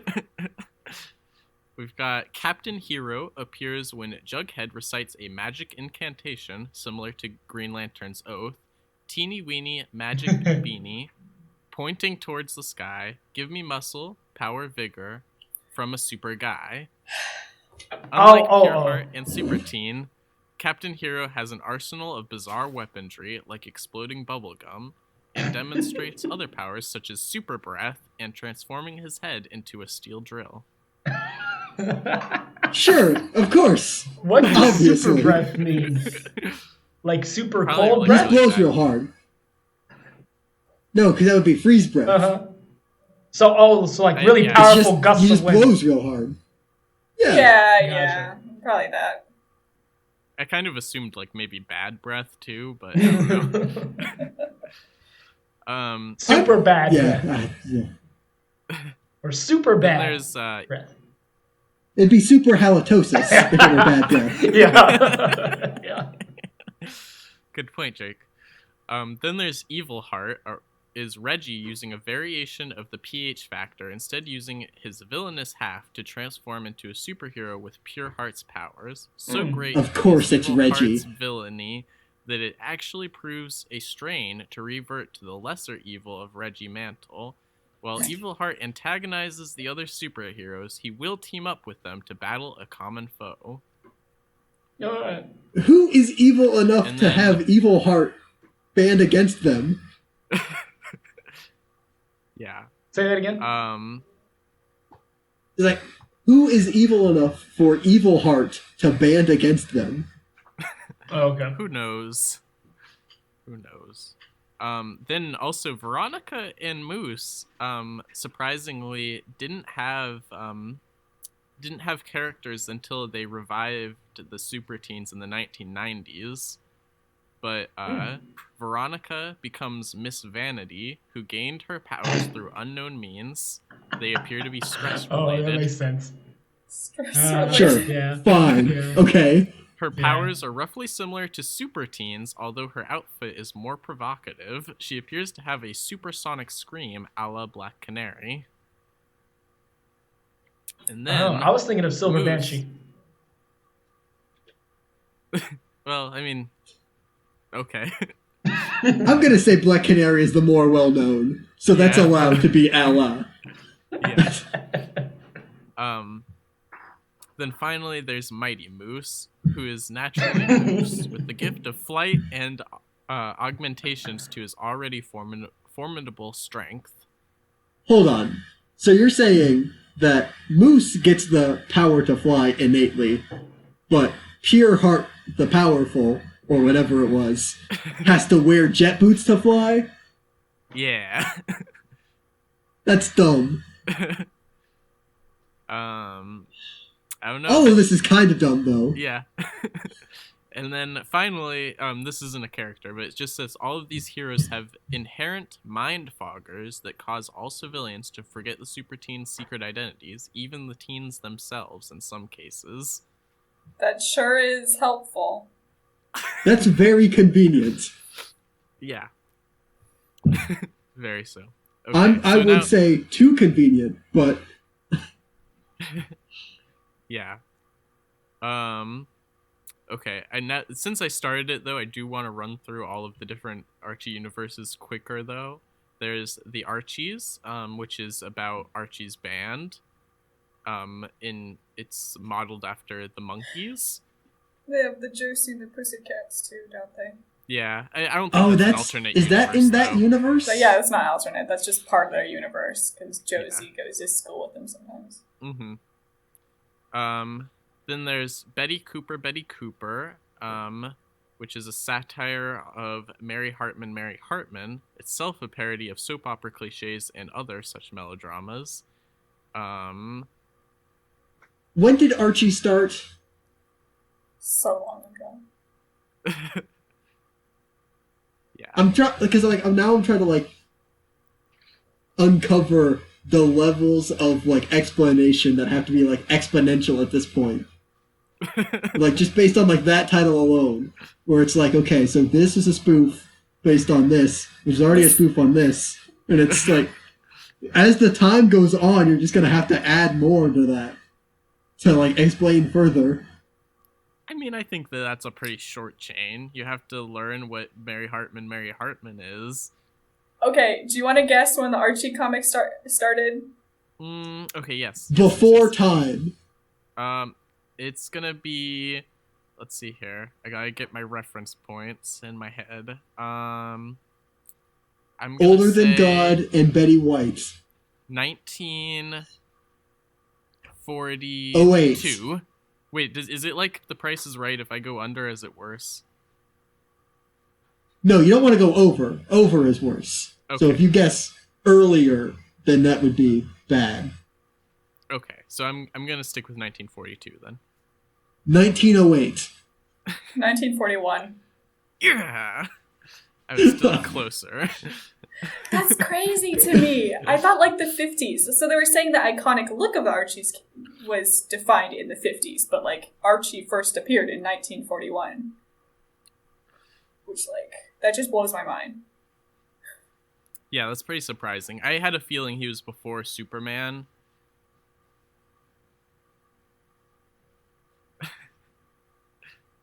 Are there any other notable alternate universes for Archie? Okay, yeah, let's see here. The Death of Archie, Dilton's Strange Science, Explorers of the Unknown. Oh, yeah, okay, so this one is like Challengers of the Unknown, which but it has the Archie characters again. So Soldier of Fortune is Red Andrews, which is also Archie. Wheels Cooper is Betty. She's the mechanic and pilot. Oh, so it's like the last 3 seasons of Archer, where they're just like, all right, same characters, different premise, go, go, go. They're doing They're doing future stuff. They're doing weird jungle stuff. Yeah. They're doing a weird detective story. Okay. I mean, in the original Archie comics, Betty is a good mechanic, so I kind of like how they decide to be just like, well, it's her job now. Mm-hmm. Yeah, Nitro Mantle is Reggie, and he's an explosives and demolition expert. Angel Lodge is martial arts expert Veronica. Squint Jones is daredevil and escape artist Jughead. Spike Mason is stuntman Moose. Gizmo Doily is inventor Dilton. And FX Clayton is illusionist Chuck, joined later. And then Blaze Blossom is the team's Washington contact, Cheryl. So, Of course. is she also in a weird incestuous pairing with her twin in that one too? Or is that just this one? Probably not. They just like I said, they really don't have Jason show up because the whole idea is that Cheryl goes to a more rich preppy school and she goes to their school for a little bit, but she's so rich and preppy she can't get along with anybody, and her brother doesn't ever show up for a lot of it. So is that just this comic then, or this is the case? This comic and Riverdale. Yeah. Because I feel then if it's just these two, that speaks more about the creators of these two than it does about Archie Comics. Well, see, I can't say for the newest reboot though, because I didn't want to read it. I wasn't interested in it, and they were really trying to push a lot of weirder, more intense because of Riverdale too. Mm-hmm. So it would really be the fault of this creator because this came out first. Okay, I don't want to say that too much. I don't want to put too much on the creator because I don't know. Wait, that what much are you saying? about... This came out before? Before Riverdale. Well, but it might have been established in the life of Archie, especially because this is going off of the life of Archie pretty heavily. Yeah. Because I don't know, but it's a weird because obviously you can change some characters in reboots to make it more inclusive. And that's good, but it's just a weird move to make it, and also incestuous twins. Doesn't everybody love incestuous twins? No, that's weird. Get that out of here. I think I feel like it's them trying to push more of oh, look at how horrible Cheryl is. Yeah. But Is it just a hatred of the rich? Because I can excuse that. You can just hate the rich. That's fine. But Don't make them They a don't weird like hate, incest but there's twins. Veronica. Yeah. I don't know. Veronica's Oh yeah, super I guess rich. it and, can't like, be it's- hit to the rich. So it's literally just like Cheryl. Like, I don't know. I don't know.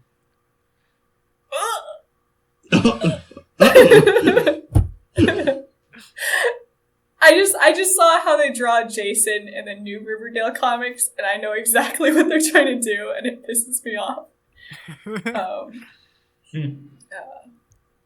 Okay, so Can't stand it. they have faculty funnies. Featured the faculty of Riverdale High imbued with superpowers. Professor. Who's buying these comics? Who would say, yeah, I want to know more about the faculty, but only if they have superpowers? Okay, but like, so in a lot of the Archie comics, they had a lot of these little alternate universes in the middle of like the regular Archie comics. Yeah. So it was like a little joke, one-off kind of thing. And I'm sure like those add up into a full thing. But like, it was always just something in between the actual Archie comics. Yeah. I didn't mind it. Okay. It's like They the had like the action- little Archie kids. It's like the action movies in The Simpsons that, like, you know, you cut them together and it makes a whole movie. Oh, okay. Yeah, I guess. All right. I've never heard of that. Yeah, it's a whole thing. I won't get into it because I'm Gotcha. already trying to get into this. Mhm. But yeah, Professor Flute Snoot invites the other faculty members to an advanced viewing of science fair projects, and Archie's entry explodes, giving the faculty superpowers. Miss Grundy gains the ability to stretch her right arm as if it were rubber. Coach Clayton gains the super lung abilities.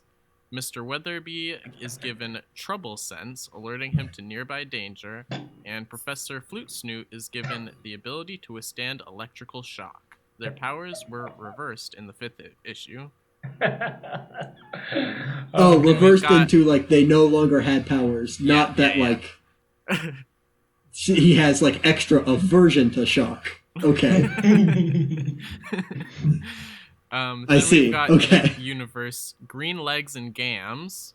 Cuddly the Cowlick drops the Teenage Mutant Ninja Turtles off on the same Earth where Archie Andrews lives, where they assist him in saving Veronica Lodge from kidnappers. Wait, the Teenage Mutant Ninja Turtles are there? Sure. Yeah. That Fine. doesn't Well, I mean, sound no, too they bad. Okay. No, they aren't normally there. This is an alternate universe. Well, where they no, got I dropped mean- off on I mean that the turtles showed up in there. yeah. Oh, they okay, did. gotcha. Doesn't sound too bad. And then Hot Dog from Jughead's pal Hot Dog. Hot Jughead's Dog! faithful dog Hot Dog received his own 5-issue limited series in 1990. Hot Dog is portrayed in a more human-like fashion than in other depictions. When Jughead's family objects to Hot Dog living indoors because he is covered in dirt, Dilton Doily builds him a high-tech doghouse full of whimsical inventions. His new home has a robotic butler named Tolbert, nicknamed Birdie, which, why do you have so many names? Anyway, and Hot Dog consorts with several other anthropomorphized dogs. The plots often delve into fantasy and science fiction, with Hot Dog and Birdie traveling across dimensions or through time. Artists who contributed to the series include Nate Butler, Doug Crane, and Gene Colan. Gene Colan. I'm Can I mad. say? I came across. I was looking for stuff about Cheryl and Jason because, like, I really haven't seen them that often. And last year they came out with Blossom 666. It's a 5-issue comic book miniseries published by Archie Horror, where Jason and Cheryl compete for the title of Antichrist. Gee. Oh. You gotta be kidding me. Like, also, why don't they make it a 6-issue miniseries? Like, that seems really obvious. It seems pretty easy. Who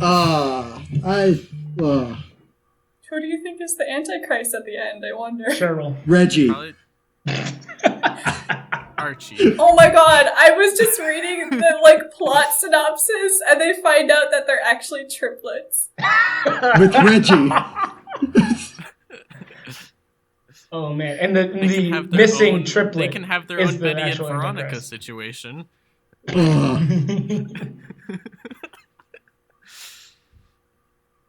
Does it say who ends up being the Antichrist?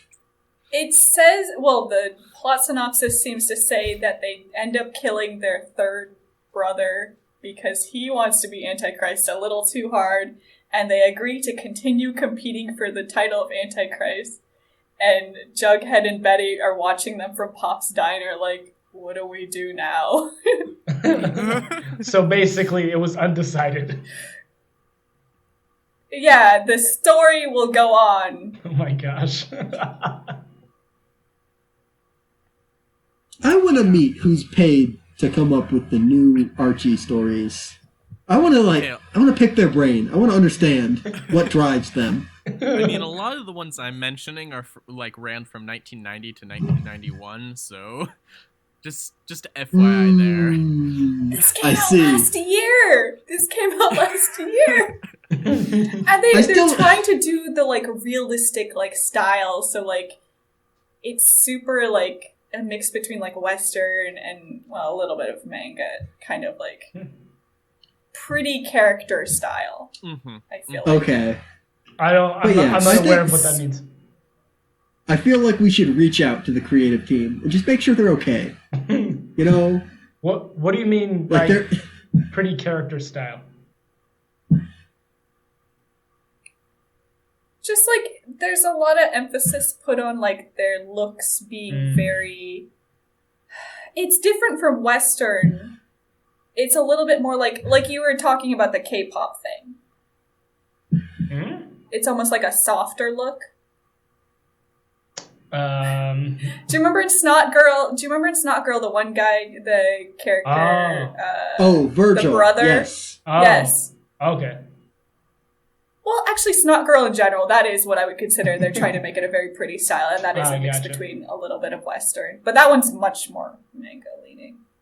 Gotcha. I see what you mean. This is really upsetting. Yeah, I've been kind of upset this whole episode. I'm going to be real. I mean, we haven't even finished. I mean, is there much to say? We're not going to start a plot summary now. We are like a solid 2 hours in already. So yeah, we're not going to... There are some beats that... I guess that's not really important. I don't know. Like, they go into how Hiram built the mansion and how, they found Riverdale and decided to build it. But I guess that's like... The drama. Yeah, the drama where he's like, I built it with my own two hands. I'm like, no, you didn't. No, you didn't. Yeah. I do appreciate he didn't just hire somebody, but he mostly hired people, I guess. I think he's trying to be like, oh, I didn't just come to some ancient old house. I designed this house. And I'm like, well, where's your bunker then? Point. Yeah. What do you mean? What if he just didn't think of making one? I don't know, the bunker still, it wouldn't be that much use in the story because the whole town shows up and he's got to deal with that instead of just the bunker would have to be daughter underground. Butler, but which was have his you plan. seen some of those rich people bunkers though? Don't get me started. Please don't get me started. Is it in a mountain? What? We're not talking about it. We're not doing it. Taylon, you should go back to what you were talking about with the house. Okay. Yeah, so he just built the house. And yeah, so that's one thing. And then that's when Archie decides, all right, I'm going to look for our parents. Or he's talking to Betty. And he's like, I'm going to look for our parents. And then Betty's like, oh, but it's not safe out there. He's like, I still got to go. She's like, oh. I honestly thought she was going to be like, before you go, let's have a goodbye kiss. I thought that's where it was going to go. But no, he was just like, no, I'm out of here. See, I thought it was going to be like, don't go alone, take me with you. And then she dies, but then that didn't happen. Gotcha. You know what that would have solved his Betty Veronica problem. Oh, okay. You know what I did? Maybe that's a little dark, but... You know what I did like is that Veronica and Betty were talking after, and Veronica was like, yeah, let's go to the pool. And Betty was like, I don't know, I don't feel like it. And then Veronica was like, all right, on the real, like, I'm freaking out right now, and I need something to distract me. I was like, oh, that's a more, human trait that you share there. It's reasonable, at least. Like, I want a distraction from what's smart, going on. But not it's smart. It's reasonable. Yeah. I don't know. In an emergency, I don't think it's great to, like, strip down to a different outfit and, like, go be in a vulnerable position. True. I mean, they're not that vulnerable, though, at the time. They are in if you have to suddenly run... Well, yeah, but, like, I mean... They're not, like, at a community pool. They're at a pool that's in, like, the, apparently, Fort Knox of Riverdale, but still can't keep Archie out. And then somebody just, like, shatters the window, like, really quick. You couldn't even get keep the zombies out, because the zombies were crawling through the gate, or sewer. Well, yeah, okay, so the sewer, but also just the fact that the zombies were able to walk up to the house. They were like, hey, let's go up there. And then they were able to walk up to the house, pound on the window once, and it just freaking starts to shatter. Yeah, I guess. Yeah. That's true. It's not a Fort Knox. Yeah, and then skipping ahead a little bit, there's a scene with Archie's mom and dad, and they're like, all right, Archie, you're getting a dog, but this is your dog. Not my dog. Not your mother's dog. It's your dog. And so they just go through that. And then they have the scene where the dog jumps out, tries to save Archie. And then that scene where the dog's like, Archie Master. Go save yourself. And Archie, like, he took his time. He was staring at that dog, and he did not move. I was like, Archie, go. Dude, the dog told you to go like 5 seconds ago, and you're still standing there. I mean, Archie doesn't explicitly understand dog language. That's just how, That's a good point. Dog is feeling. That's a good point, yeah. See, that's why I think it's weird to add text to the dog, because I'm under the assumption that it communicates. Okay. See, the thing is that humans are, like, really good... Hold on. Okay, hold on 1 second. But yeah, humans are really good at getting, like... Wow, that really distracted me. It totally got me off my train of thought. Humans are really good at looking at faces and understanding what they're trying to say, but we aren't programmed for that for dogs, and so they have to tell us what the dog is thinking. Anyway, Gotcha. I'll be right back. Sure. Yeah, it's not in, like, thought bubbles or speech bubbles. It's in narration boxes. And, like, narration is pretty much, like, assumed to be, at least, like, how I understand it, like, aimed to the audience, not to, like, other characters in the book. Oh, okay. So, that's another touch that, I don't know, I like it anyway, but I don't know if that reframes how you look at it at all. Yeah, it's a little different perspective. And then we get more of Jason and Cheryl. Now, I thought this was really interesting.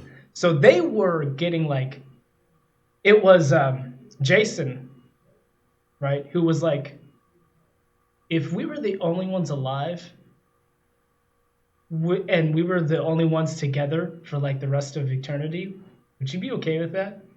I was really weirded out by that question. I was like, I think you should be, and I think, like... Yeah, it's good that you are weirded out by it. I think that's a normal reaction, because he also, within a few panels, isn't that the part where he mentions, when all we need is some pedals and some nice music, and Cheryl's like, stop right there. Mm-hmm. What I thought was interesting was that Cheryl was like, no, I would not be okay with that. And then she was like, well, it's weird. It's like Cheryl's I the one who asks the question. It was like, "Hey, if we were the Oh, only sure. two in the world ever." Oh, okay. Well, yeah, because like I think it's sort of the thing of like Jason kind of construing it a certain way, and Cheryl's like, no, not that way. maybe it could be. Well, see, I thought it was weird because Cheryl was like, I wouldn't be okay with that. And then she was like, can we drop the games? Can we stop playing games? And I was like, or I don't want to play this game anymore. And I was like, wait, so this is a game? Like you being lovey-dovey is a game? Is that what? Like, are you both trying to one-up each other until one of you gets too creeped out? Like, like I'm already too creeped out. Mm-hmm. I hate to think of what you guys are doing. What a fun game of truth or dare. Anyway, what part of the story? Oh yeah, that famous Seems brother-sister like we keep game coming of back. truth and dare.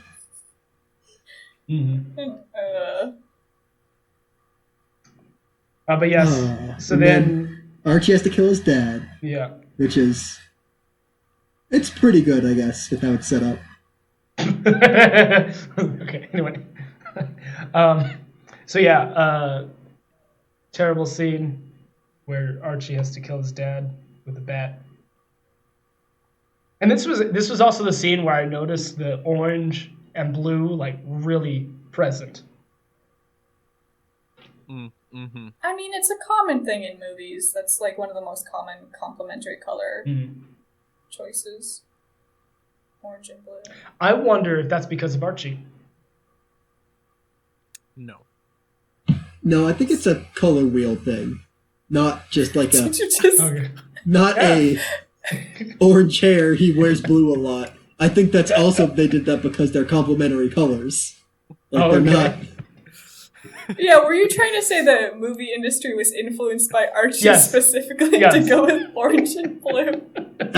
No, Yep. no. I mean, Archie's old enough, I thought. So I was like, yeah. Yeah, nah, I don't think so. I think this is the part where Archie is having to hide with his mom is one of the first scenes where you really realize the zombies kind of are observing their environment closely. Because, you know, like the dad notices the mom hiding under the bed and like picks it up. And then that's when Archie distracts him, you know, and gets him out of the room using the noises and whatever. Gotcha. And then we get to the epilogue. We're like halfway through, or a little bit more than halfway, but we're at the epilogue. I'm like, what? The main story hasn't even finished yet. I wish, yeah, that doesn't make any sense. But the fact that there's an epilogue there, I dislike that scene so much. Just like, they're so scary. And then just like to see like Jughead like petting his dog that's undead and being like pointing. Just like the least scary thing. I think I like totally skipped this page somehow because I don't remember this part at all. Oh no. It's kind of important for you to have skipped over the first time. Well, I don't know. I don't feel think like it's that when the whole appeal is that they're mindless killing machines that do not care about you, that like are just blindly like running at you and cannot be stopped by like reasoning or like logic or whatever, then like them like petting their dog and going like making conscious decisions and communicating with each other is something just like this weird expansion on them that just I feel like takes away from what's scary. Gotcha. And next we get Smithers, aka Alfred Pennyworth. Butler's log. But yeah, so anyway, he was just like I was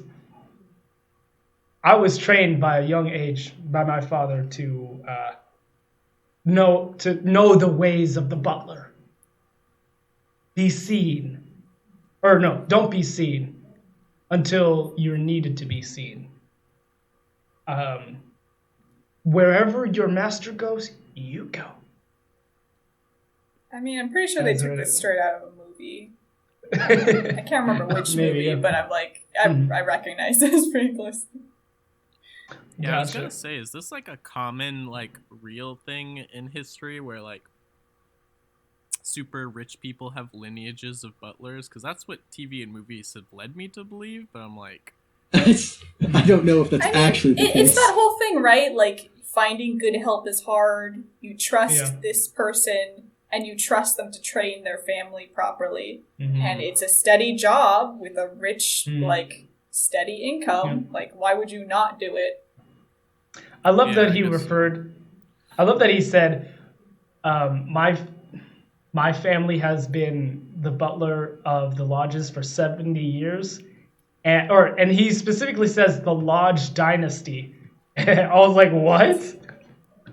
The dynasty. That was a little bit. Mm-hmm. A little bit dramatic there. mm-hmm.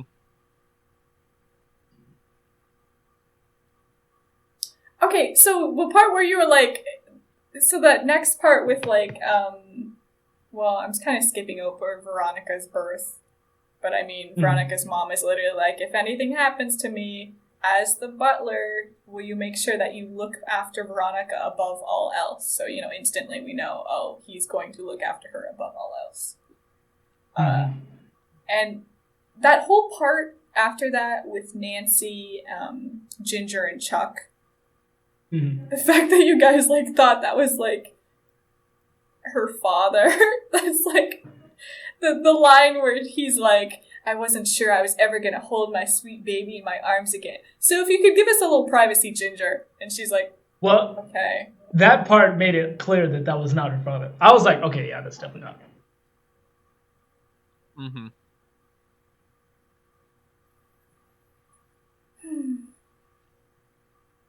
Mhm. And then we get the scene of Reggie being upset at what happened to Midge, and then Keller coming in being like, "Hey, yo, what's up? Oh yeah, you're probably upset that your unrequited love, went zombie. Ugh. All right, sorry about that." And he was like, "What you talking about? Okay, you don't know what you're talking about. Okay, get away from me." And I was like, oh, okay. And then he was like, "Oh, is that? Oh, you know what? I will." He literally calls him a pervert Mm-hmm. Yeah. Yeah. for Pretty touching bad. him. Mm-hmm. Cause see, I mean, I feel like if we were living in different times, he would say a worse word. Probably. Given what we know, if this was real life, Yeah. and this was a real high school boy, Mhm. I would say yes. yeah. We would hear worse words. Mm-hmm. Mm-hmm.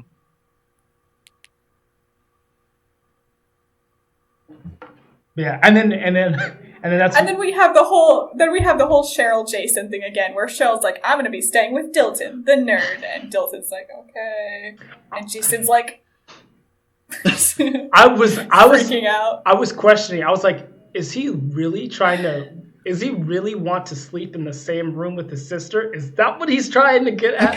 Is that why he's upset? I feel bad for Dilton, like, in this moment. Yeah. Where it's like you're stuck between, like, it's kind of a breakup. And it's also siblings fighting. Okay, it's literally after the Ginger and, what's her face thing? Nancy? The two girls. It's literally after, like, that scene, too, right? Like, really close to it. So it's literally, like, parallels very badly. Yeah. It's like, I can't imagine a situation I would want to be a part of less. Also, the fact that Cheryl comes in and she's like, "Dilton, you can sleep on the floor. I'll be taking all of the bed." Mm-hmm. Although, granted, though, I don't know if I would sleep in the same bed with her either. I would definitely feel some kind of way about that.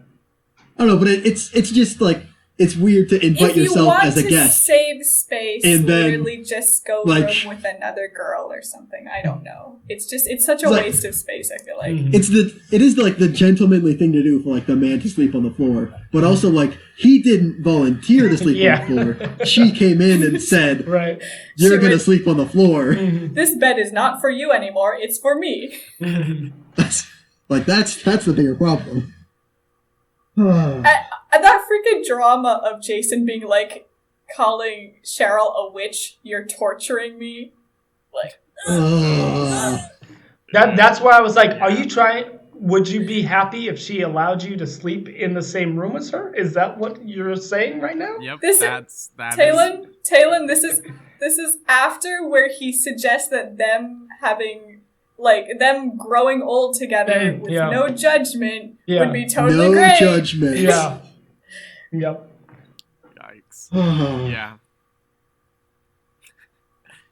Man, that scene of Veronica watching Betty and Archie like trauma together. I don't know how to describe it. And then the only thing she could think is like, that ginger went to her. Unbelievable. Man, they're going to be romantically involved. How dare they? Archie's mine. After everything that happened to him out there, Archie went to Betty and not me. Most but then Betty's parents died, so I guess it's all even in the end. I do love. I already forgot the butler's name at the moment, but I do love him coming up to Veronica, who's crying about this. He's like, "He doesn't deserve you," and Veronica's like, "Well, duh, but I love him." So when I saw that, when I read that part, I was like, kind of thinking to myself, now, if that were to happen in real life, does that immediately disqualify her?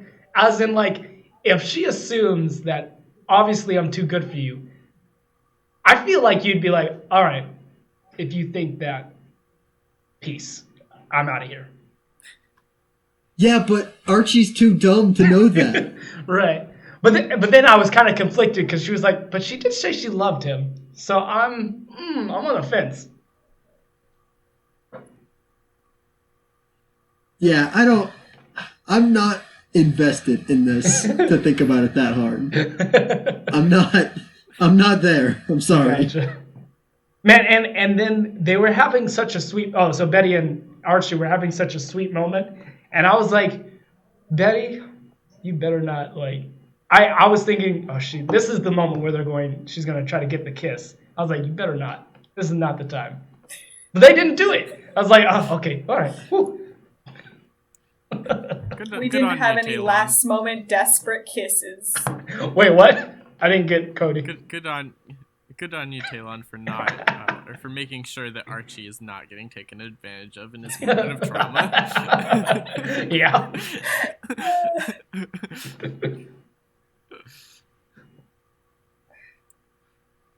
So then honestly, all I remember after this part is them being like, okay, we need to leave, and then like the dad being like, we can't leave, and then everybody being like, actually Archie's right, like yeah. I mean, that's pretty much how it goes, so that was right after Reggie that was right after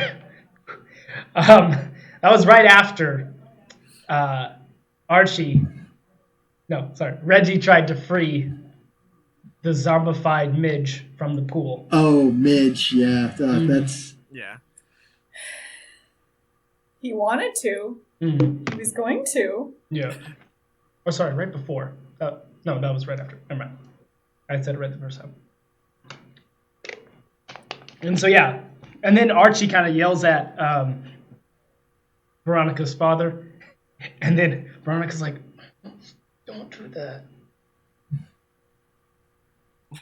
But yeah. Well, she's like, he's not gonna. She knows her dad. He's not gonna listen to Archie of all people. Yeah.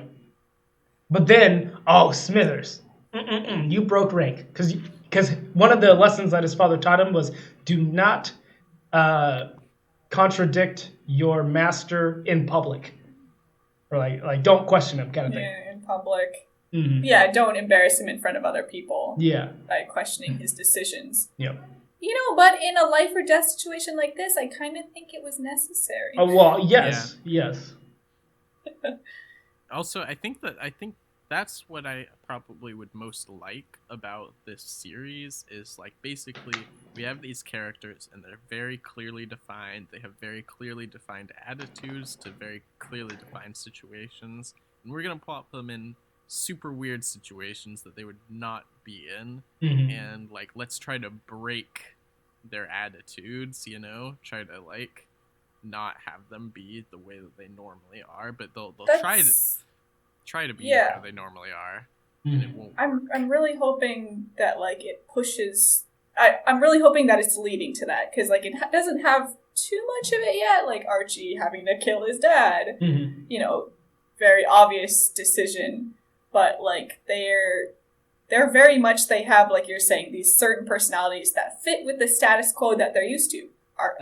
Veronica and Betty are used to just petty squabbles over Archie, like that kind of stuff. Mm-hmm. And when they're faced with these life or death situations, I'm hoping it kind of, they have to learn to deviate from that. Mm-hmm. Gotcha. But yeah, so they decide, all right, we need to leave. And their plan is to fireworks show, start a fireworks, trying to get the zombies to move away from the house, which succeeds, and they're able to escape. And they run into one of the coaches, Coach Cleats, and then Keller and Ginger shoot arrows at him, and then takes him down really easy. And then that's basically it. Then we get the butler saying, "All right, that's the story." And then that's the end, right? Yeah. Mm-hmm. So here's a question I had. Ginger Spice. So Keller calls Ginger Spice, and then Ginger calls Keller Queen Arrow. And so I was like, kind of like, is Ginger Spice like meaning something that I didn't catch? Because like I get Queen Arrow. No, it's just that she's a redhead, I guess. And Ginger Spice from the Spice Girls is also a redhead. So that's... Oh, okay. That's it. Maybe.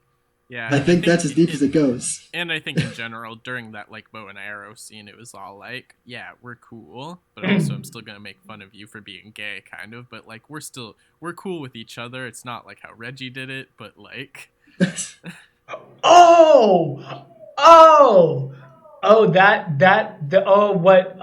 What Nancy called Keller has another layer that I didn't catch till yes. A little bit of a... I should say it was.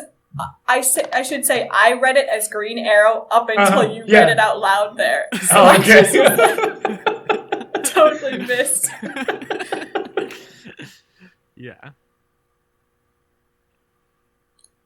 I get it now. I just love your shock, Shawenta.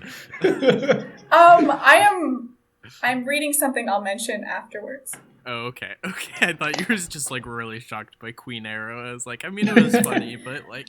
No, I looked up Ginger Spice. So. Oh, okay. Gotcha. Anyway, though, yeah, I liked it. It was good. At first I started reading it, and then I was like, I don't know if I'm going to be able to get into this. And then it got better. Mm-hmm. It's a little better. Mm-hmm. Yes. I think it fit into the Halloween theme very nicely. I really liked it. Mm-hmm. I don't think it like expanded my love for Archie characters, but I like what it is. I was really kind of... okay. It's fine. As I've said a couple of times, I don't know or care about the Archie universe. And I thought that was going to be how I thought about this book. But I guess the premise of the beginning of the zombie apocalypse was good enough for me. All right. Okay. Now, I was really going for, like, scare factor, and I don't think I got it with this book. Yeah, no. Some of the early sections are nice, like the drawings of like Jughead, Zombie, but I mean, I don't think they really capitalize on it too much. And by the time Jughead Zombie is petting his dog, I am just not. Gotcha. Yeah. Yeah. Overall, it was a good book. Yeah. I'd say I'd give this one C+, maybe a B-. All right. I'd say B. I like the art colors a lot. I like Archie Comics. Jake, I can't really give it a letter grade. I'm gonna give it an NA. Not applicable. Like, I am not the person. We don't to normally come for give this. them like letter grades anyway. Yeah, so I don't know why we started this. I was not aware. That's what we were doing this week. I'm not going to continue it. It's not. Yeah, you don't have to. I just felt like it. I guess it's not. It's not a mainstay segment or anything. It's just something, a different way to let my views be known, I guess. I do like your idea though, Jake, that you're like basically a gym teacher grading like a chemistry class. You're like,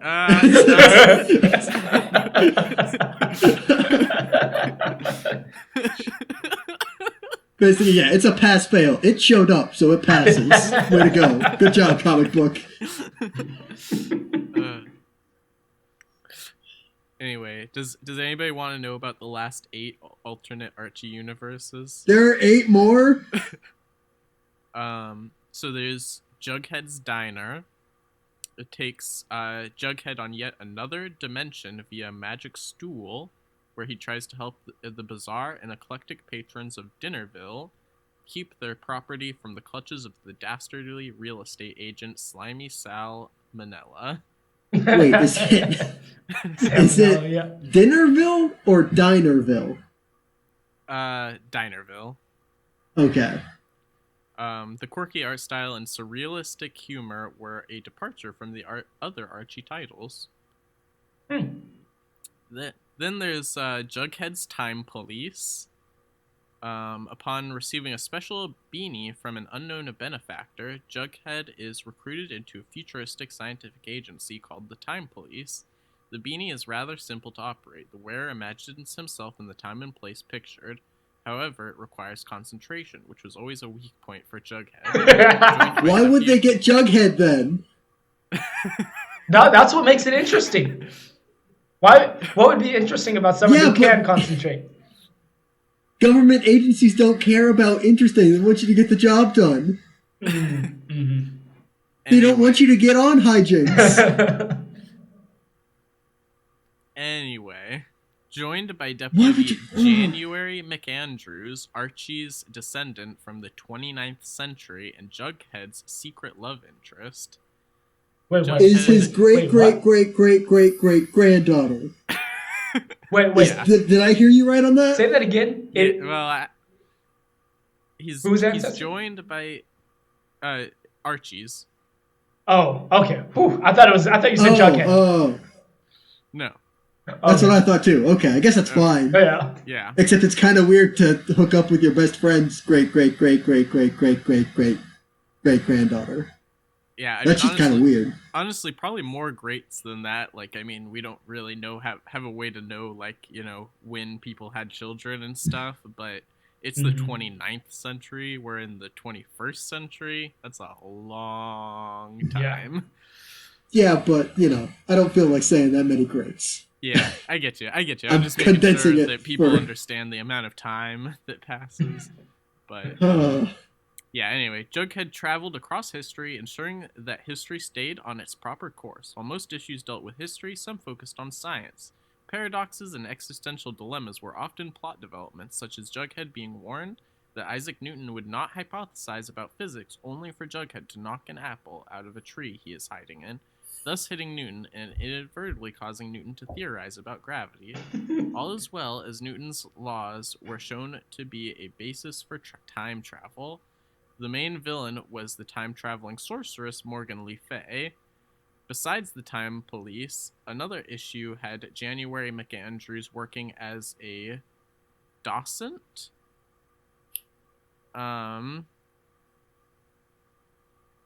Okay, so that's like a fancy teacher in a futuristic museum, which has a wing about the great Jughead Jones, who is in this universe is considered a great hero to science. The series was rebooted because he knocked the apples. Whom she slept with.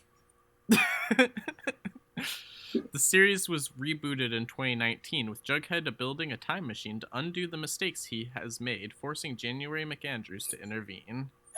What horrible dark mistakes is he trying to undo? I have no idea. Then because Little Archie has like a whole big thing, but I won't get into. You don't need to. It's like it's so those Archie, like baby Looney Tunes, or that pup named Scooby Doo. Sure. Oh yeah, totally. They did try to revive it in a similar way that they did The Life of Archie, where it's like, it's still for kids and it's still kid adventures, but they updated like language, hairstyle, clothing, and stuff. And they didn't call Archie Little Archie, but that actually didn't prove to be popular, so they changed it back to the old style, which I thought was funny. Then there's the Man from Riverdale, spelled out Riverdale in acronym letters, because it's like the man from Uncle.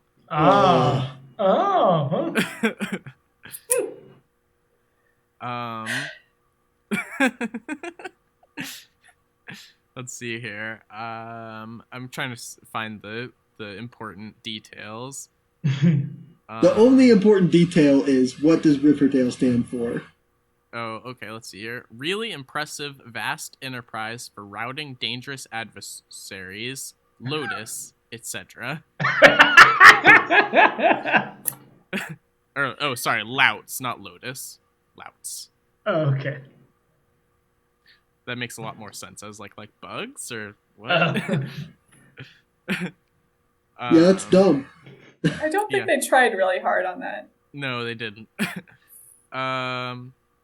And then also that one was, I think, probably revived in 2008. God, they were just throwing stuff at the wall and seeing what stuck, huh? Yeah. Chip Zdarsky wrote the last one in 2016. Of course he did. Then there's the Mighty Archie Art Players. The series used a similar concept to DC Comics' Elseworlds. The familiar characters are put in entirely different times, places, and/or scenarios. A different one for each story. In some stories, the characters play themselves, or at least who they would be if they lived in another setting. In other stories, they retain their personality, but play characters they are not themselves, often in a parody of a well-known story. The story begins with a title card showing which Archie character plays whom. This is just all we've been hearing about so far. I'm gonna be real, my brain is mush at this point. I'm not really accepting what's going on. All that's keeping me is the growing pit of anger at Riverdale. It's sitting in my stomach. It's alright, there's just 2 more universes. Just keep coming on this journey with me. Alright. So there's the new Archies.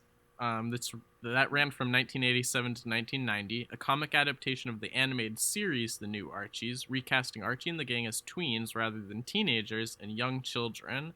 The New Archies offered radically redesigned versions of the Archie gang with contemporary for the time clothing and hairstyles. Eugene essentially served as a replacement for Dilton and had a girlfriend named Amani. As with most redesigns of classic characters, the New Archies did not last long. Mm-hmm. And then finally, Good. there's Veronica's Passport. In this series, primarily scripted by Kathleen Webb, Veronica traveled to faraway places all around the world, a different place for each story. Often she gets wrapped up in a mystery or adventure and is the one who solves it. Veronica? Along the way, Along the way, she and the reader learn much about the place's history and culture. Most stories feature a local boy that she falls for, but he never appears in another story.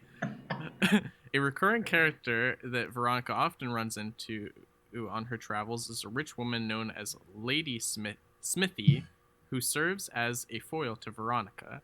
The stories, for the most part, originated in an earlier series titled Veronica in... ... So it's Quantum Leap meets Where in the World is Carmen Sandiego? Sure. Yes, and they didn't even mention Archie meets the Predator. Yeah. So the Wikipedia page is incomplete. I expect that to be done by you, Jake.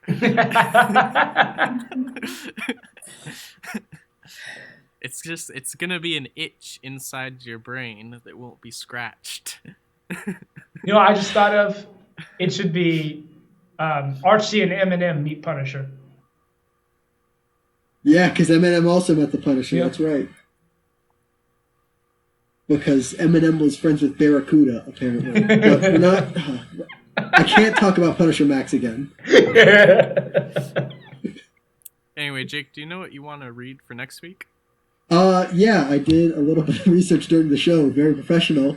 We're gonna read American Vampire because apparently we haven't done that yet. Yeah, I have that. I have the first volume of that, I think. Same. So yeah, American Vampire by Scott Snyder and Stephen King. So yeah, that's what we'll read next week. Cool. Yeah. I haven't read that since I was a teenager, so I can't wait to see if my taste has changed. Yeah. I mean, same here, actually. And I haven't read it at all. Yeah. There we go. I was gonna say, if you hadn't come up with anything, I was gonna suggest Marvel Zombies, considering how much she went to. Have we not done that either? No, we have not done that. What? Also, Deceased. Well, yeah. Deceased is a little bit more serious about it. Oh, okay. Yeah. I mean, Marvel Zombies is like half serious, half not serious. Gotcha. Well, yeah, because they like eat Silver Surfer and then go around being zombies in space. It's kind of silly. Yeah. I'd say on the spectrum it goes like Afterlife with Archie, Marvel Zombies, then Deceased. Gotcha. Yeah. Sure. Okay. All right. So this has been the comic panel. I'm Taylon. I'm Cody. I'm Jacob. And I'm Shawenta. Thanks for listening.